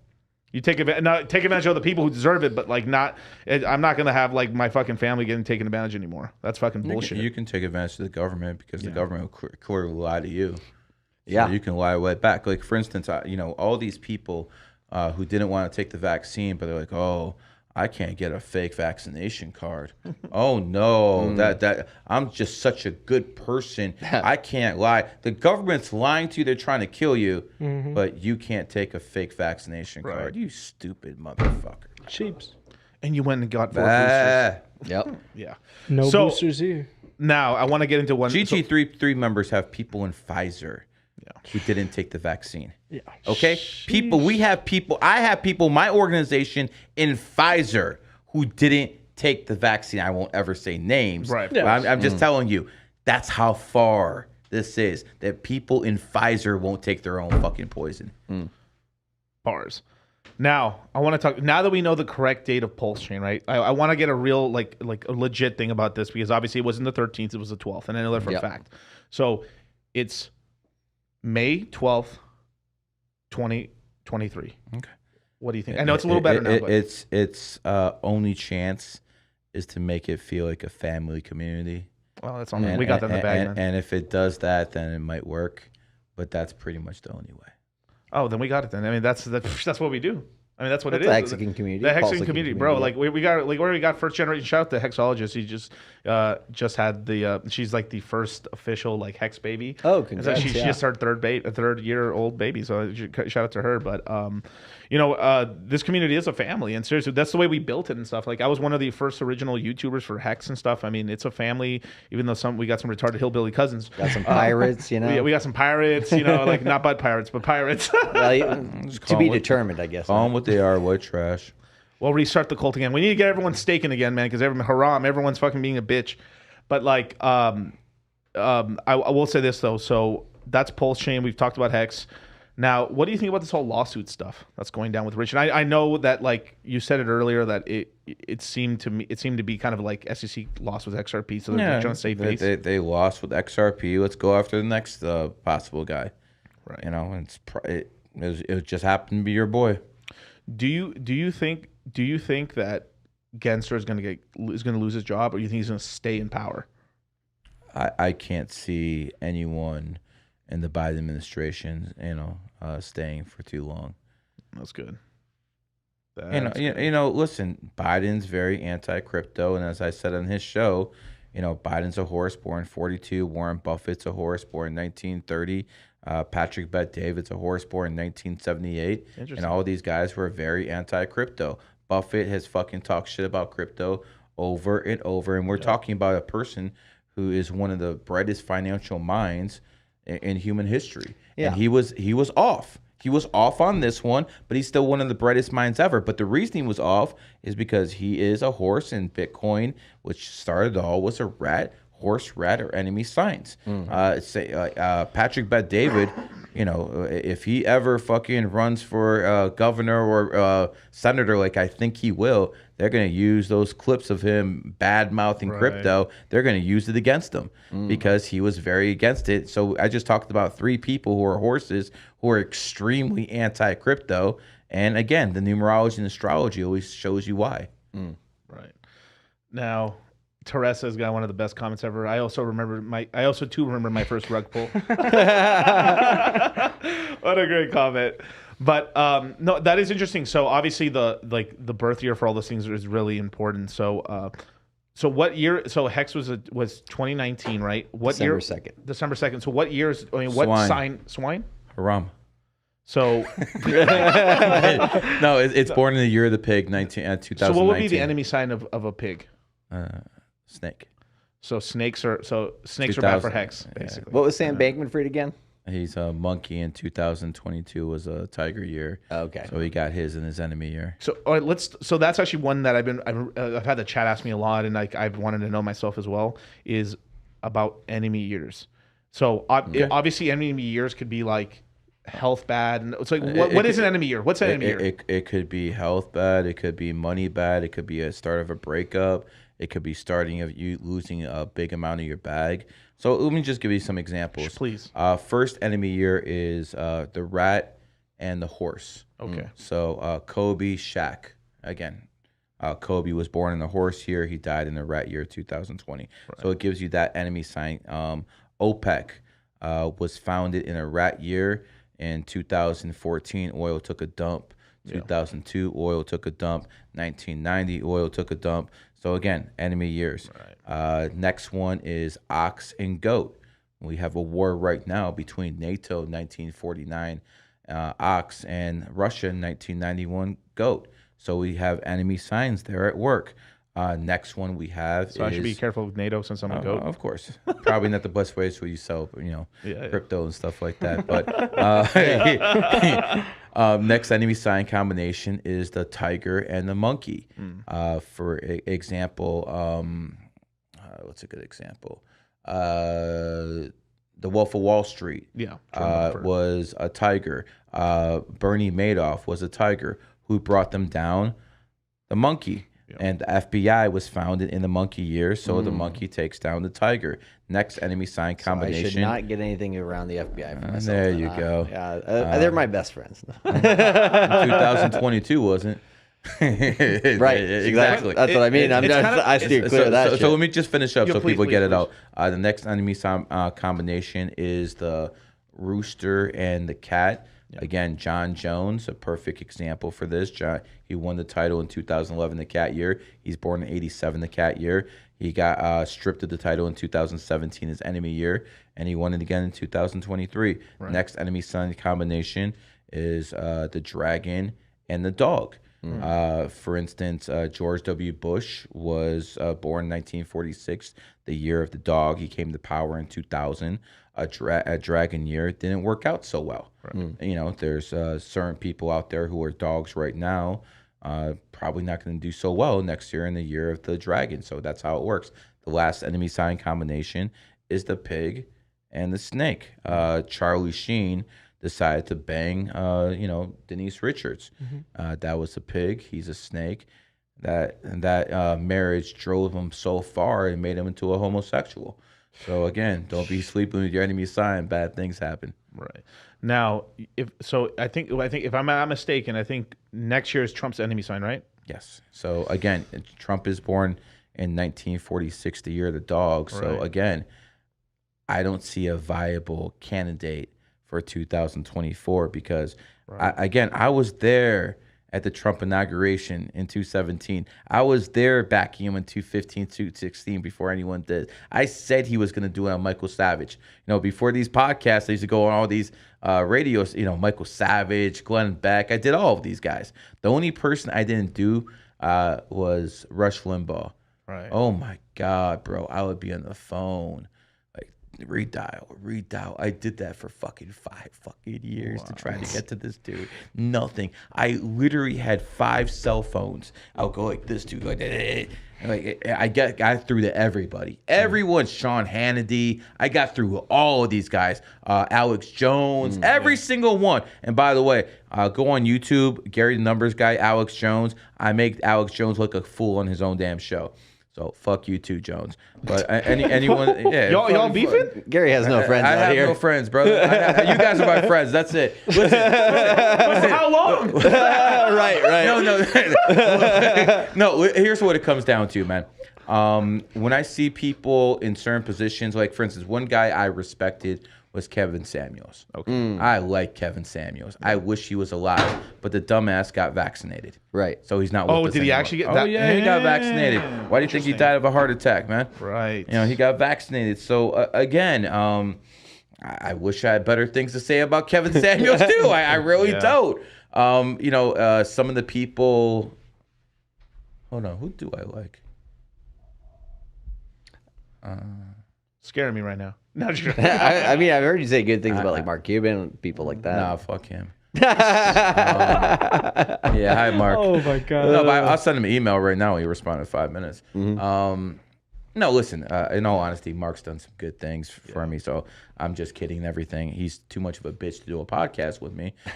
You would rather do a podcast with the industry plant Bobby, who's gonna beg you for fucking $20,000 on the podcast. But I guess that's the kind of stuff you want because her manager is your best friend. So whatever, Mark. Didn't expect that one, but all right. Oh my gosh. So okay. I know all these guys, man. I know you do, but I know all these guys. So man. this is what's tripping. So because people like this is what's tripping me out right now. So because like basically like if we're going off the numerology stuff and what's kind of going on. Who called me a honey badger, man? The little Tasmanian devil is a little bit tougher than the honey badger.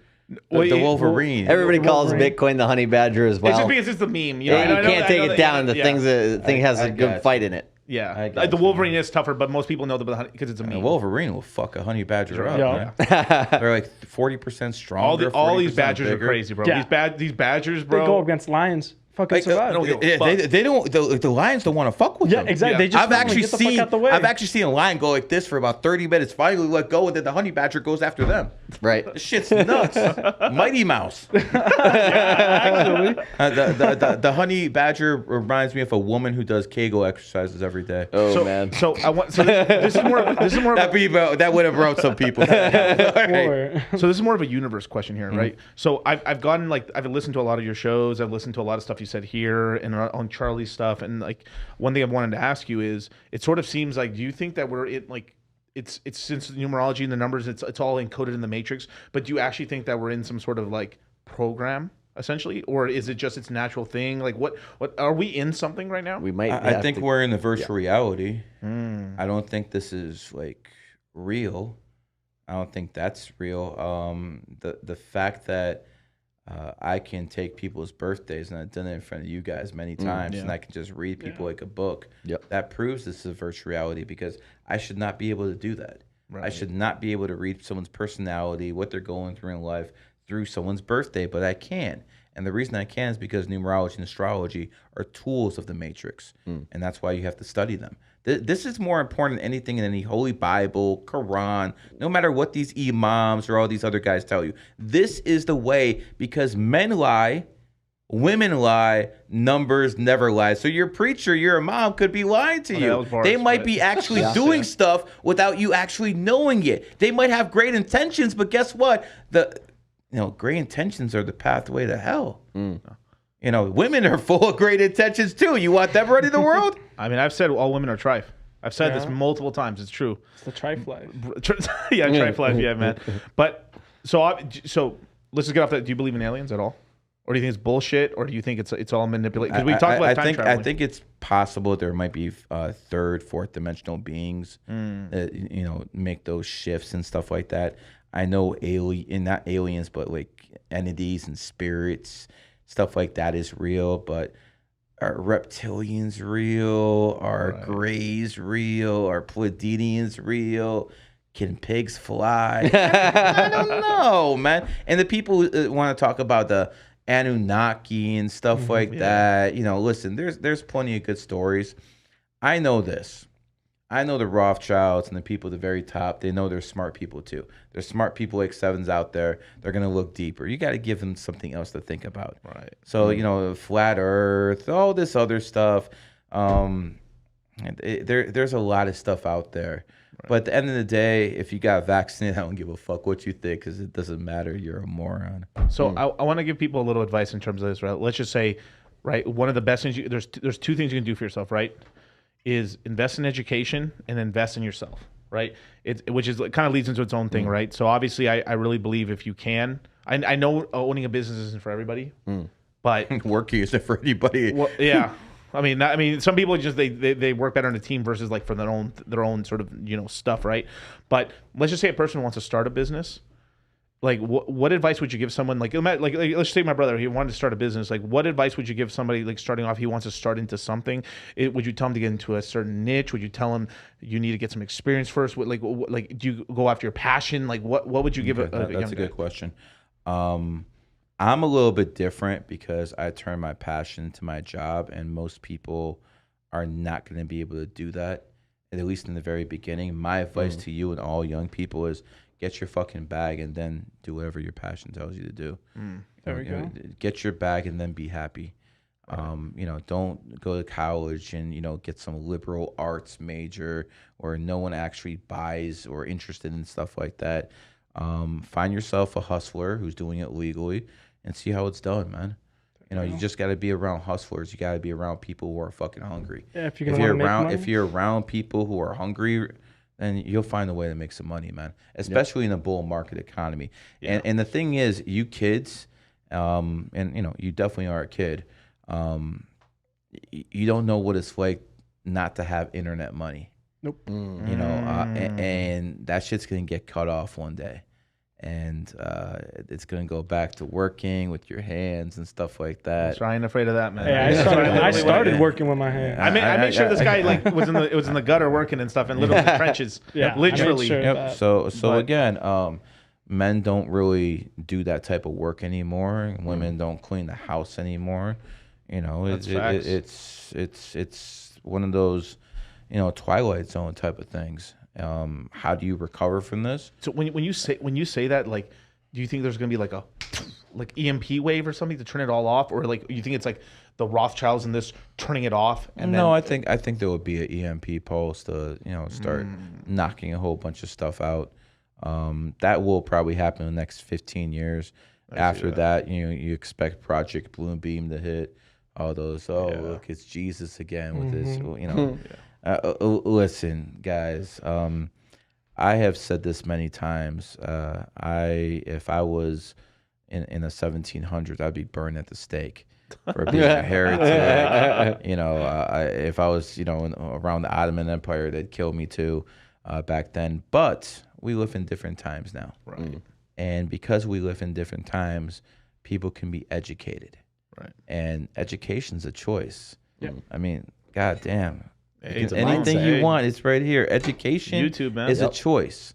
And if you choose to look at degeneracy on Twitch, that's not going to help you out anywhere in life. Right. If you actually listen to a program like this, yeah, we'll make you laugh a little bit. But, these guys are pretty good at what they do in crypto. I had them vetted.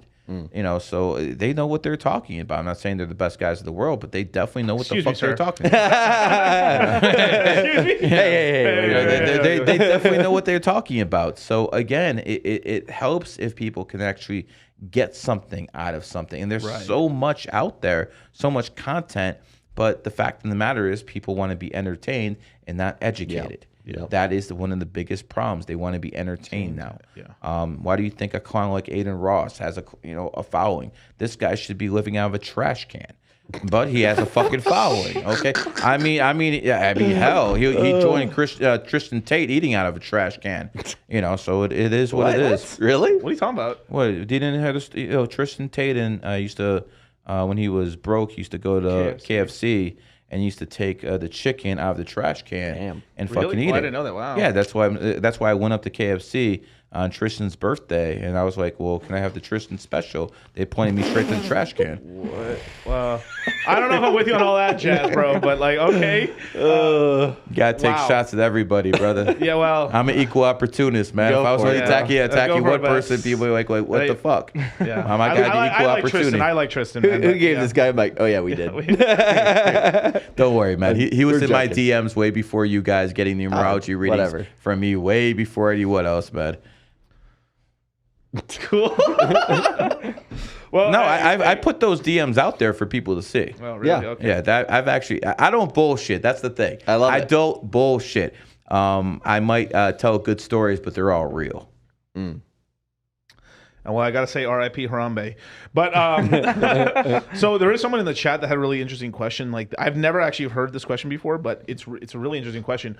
What happens if you So I know people in my life, and apparently this guy right here is like, what happens if you're actually born on the same day as your parents? Like is there significance to yes. that? Like if you're born on the same day as your mom, or Yes. like or is what Yes. is Or, it? or you marry somebody the same day that's born as you, or something. That's like some weird. I've always found that like the weirdest thing ever. Like, imagine you get with somebody and you guys have the same birthday.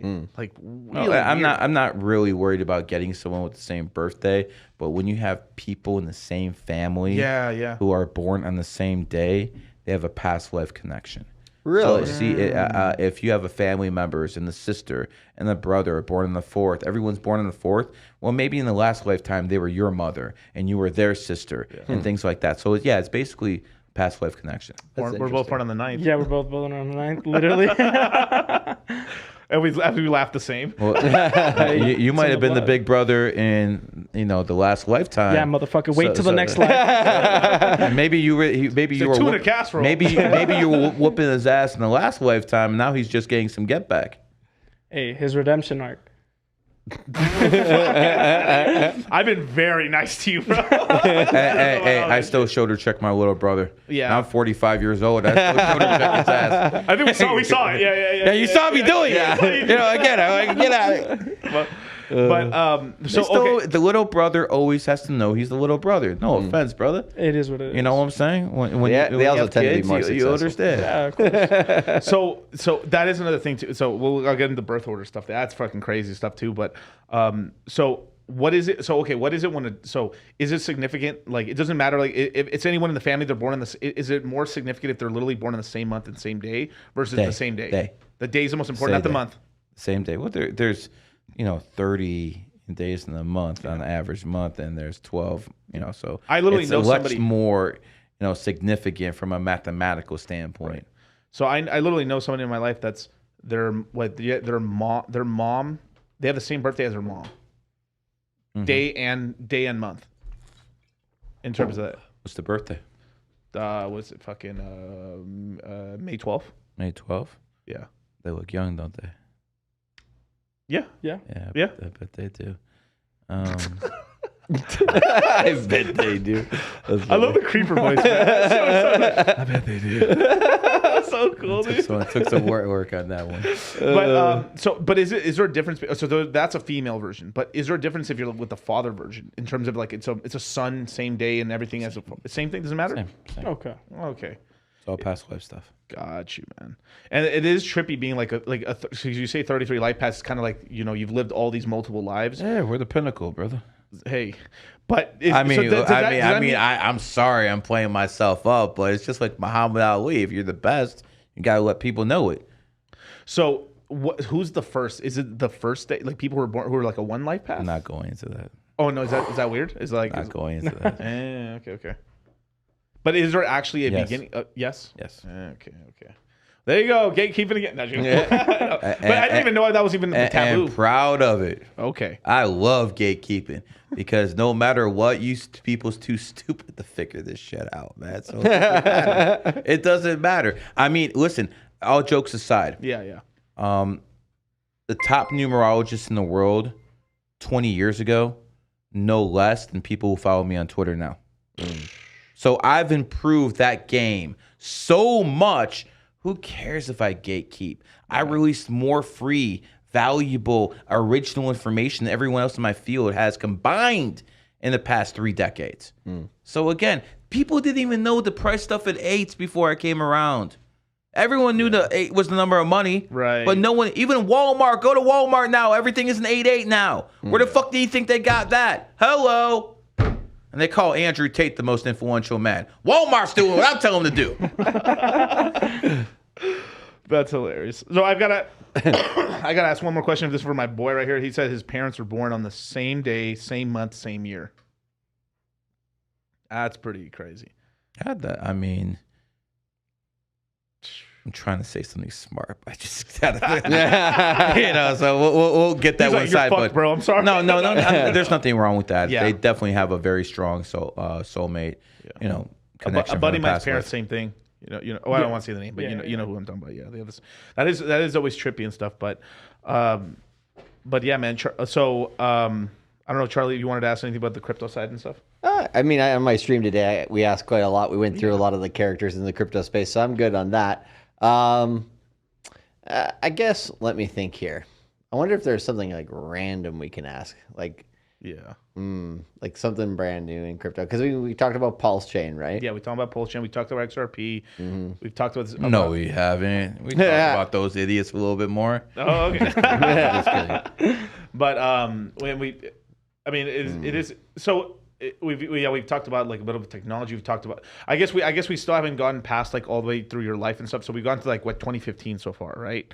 And 2015, 2016 was probably the year that really pushed me. I said the Cleveland Cavaliers would come back against the Golden State Warriors from 3-1 down. People can basically YouTube this, Cavs and Gary the Numbers guy, and that's the biggest comeback in NBA history. I went on the news, said it. I basically stuck my reputation on the line after, and again, I went against my own team.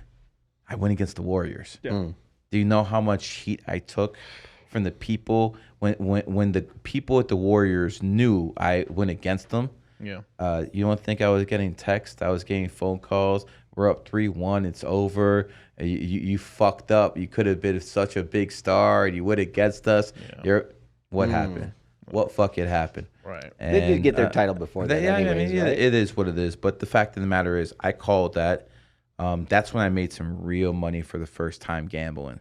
Because I put like a lot of money, at least at the time, a lot of money for me on the Cleveland Cavaliers. They're getting plus like 400, plus 350. I'm just putting, just killing it. And after that hit, woo, that was fun. And then I won 10 NBA Finals in a row from that point. And then I lost the NBA Finals in 2017. So again, all good things come to an end. But bless you. But it is what it is, man. After 2017, let's go to 2019. That's when they came. They came first. Andrew Tate came for me. He got me suspended with his people after I got out. That suspension was like March 2019. Then they completely eliminated me on May 11, 2019. They got me, my wife, and my brother that day. They all eliminated me all off Twitter. Damn. I guess we're using the same, internets or whatever. They got rid of all of us, okay? At that point, it became challenging because every time I opened the account, within a week or 2 weeks, I'm gone. And the GJ33 fam would help me. I mean, there's, obviously, shout out to all my people. And it was basically a constant game then.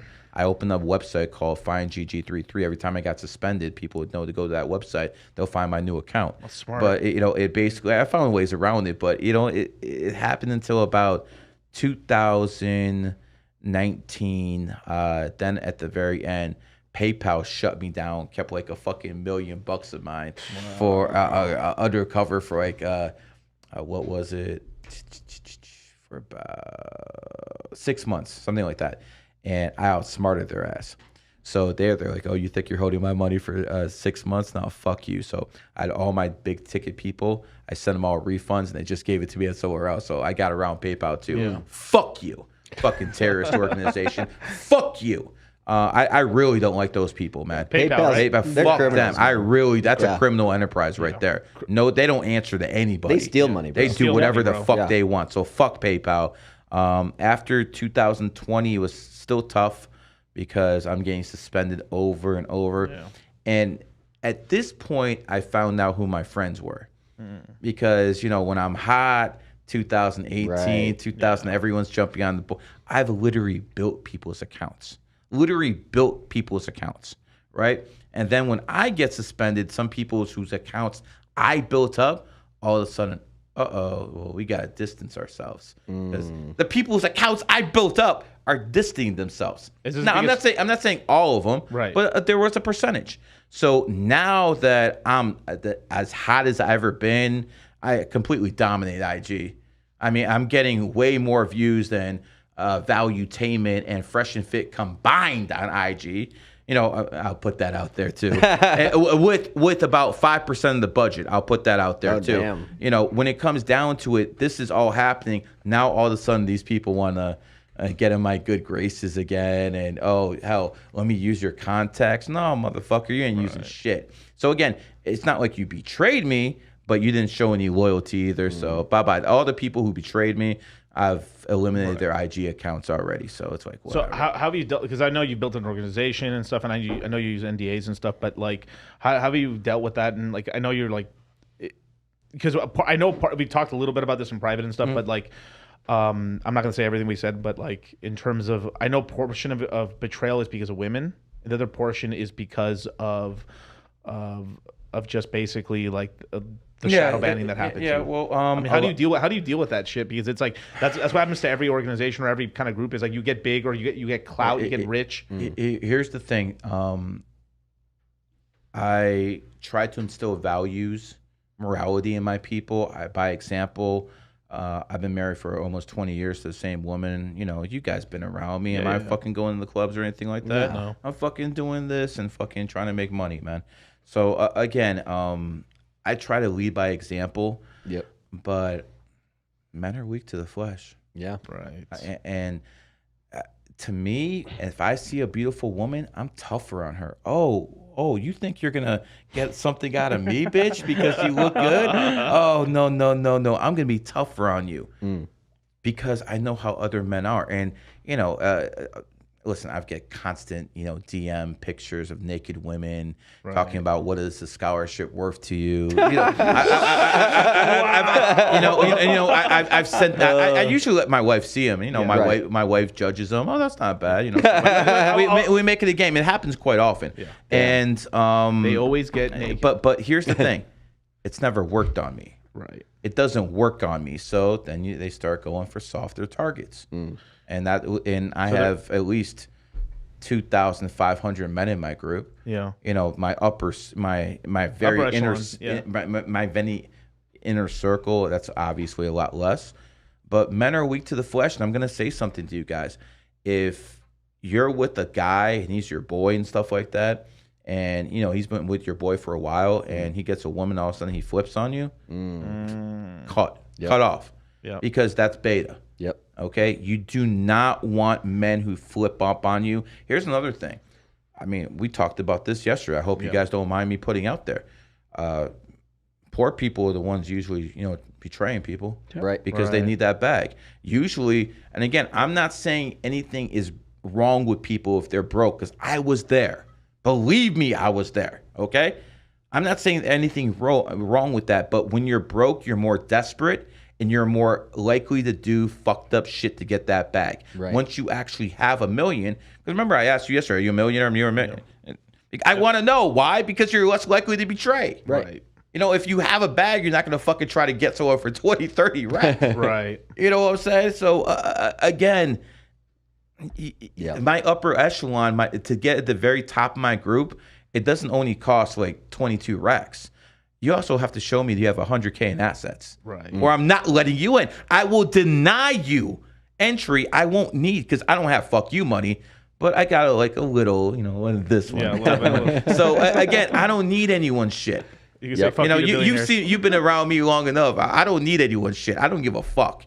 But at the same time, I'm a capitalist, but I'm a capitalist with morals. Right. And I think that's the problem with society right now. You have capitalism, which I agree with, but when people say, oh, pornography is capitalism, no, it damages society.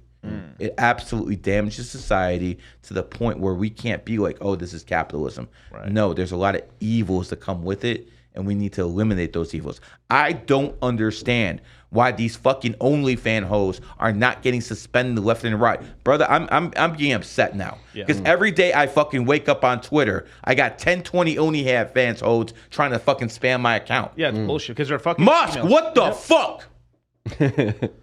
No, I'm being really annoyed with this shit. I know, I'm with you on this, man. Make these fucking hoes financially fucking irrelevant. Yeah. I've been, but outside of the jokes and shit, it is fucking bullshit. Like there's so much good people saying good things even on Twitch. I know, like on Twitch, and they're getting striked and banned off their left and right. If you have a conservative view, or if you got just a moral view, you get fucking kicked off of Twitch. But if you're showing your fucking titties, you get at most a 1-day suspension because they're making so much money off of this shit. Right. It's because they take a vig out of every super chat. They take a vig out of all these fucking donations. Oh, is that what they do? Oh, that money is easy money. It's the easy money, and because the way this is why they push this whole thing of having women work in the 2 houses, 2 homes, 2 birthdays, 2 Christmases. Women are the ones that spend all the money on the fucking shops and stuff. They're the ones that all the credit card debt. They're the ones now leading in all the debt in America when it comes to shocking. Shocking, right? All the debt in America when it comes to education and stuff in colleges and stuff. They played those women. They played those women so bad. They told them to go to college. They indoctrinated their ass, turned them to feminists, man haters. They don't want fucking kids. All of a sudden, with their 40 years old, menopause hits. No one's going to be out there for them. They have no kids. All of a sudden, you know how many women like that I've given the readings to? They have money, and they're like, man, I got bamboozled. Damn right you did, bitch. Damn right you did. Okay? If I was the government, I want women in power too. They're fucking dumb. I'm sorry, I'm not trying to be like Pearl or anything like that, but they're just not as smart as men. And yes, there's exceptions. Yes. There's women born on the 7th, 16th, 25th. There's women who actually are intelligent, but it's few and far in between. If you have a female bodybuilder, she might be able to wreck the average guy, but a male bodybuilder would beat her. Yeah. So again, when it comes to intelligence, when it comes to physicality, men dominate. The only thing women have is beauty. That's the only. And think about this: how they're designed. Men have to do things physically or through logic. Women have to do things emotionally and through fucking looks. Right. Who's more emotional? Women, of course. Who's more manipulative? Women. That's easy. Women are manipulate. It's in their nature to manipulate men. But here's the thing, guys: if you're not weak to the flesh, they can't really do anything to you. Right. They can't really do anything to you. You have to look at a good-looking woman as an illusion. That's just an illusion. It's a fucking mirage. Yeah. You know, especially if she wears makeup. Oh my God. I mean, shit, dude. My woman never wears makeup. She don't need it. If your bitch needs makeup, then that's yours. I didn't marry no ugly woman. You might have. I didn't. Hey, you guys, the first date should be at the pool. So, but yeah, man, that is. I mean, it is some crazy shit. I mean, men are weak to the flesh and shit. But like, this is, but it's. I mean, it's because men want it because they don't have it and stuff like that. It's just, it is. I mean, most poverty mindset. It's it's scarcity, right? Same thing with money. Everything. It's exact same thing. Have. Yeah. Yeah, I mean, what's it called? It's not an evil man or a good man. I'm afraid of it. It's a desperate man. That's like the desperate man is a dangerous man. Like it's that sort of thing. Like just like you were saying with the poor man and stuff like that. It's because they're going to betray you. Do you know the type of men I've seen are dangerous right now? Who? The ones who want power and have no charisma. They will do anything for it. Really? Damn, dude. Holy absolutely anything. The ones who want power, but they don't have charisma, and sometimes they have to use other people's charisma to get their message out. Those are the ones who are very dangerous. I'm not going to mention any names, but there's someone who owns a network that might fit the bill. We'll keep it at that. Well, GGG, where can people follow you, man? Honestly, you could find me on TikTok, at IG. All you have to do is put in GG33 on any of the big platforms.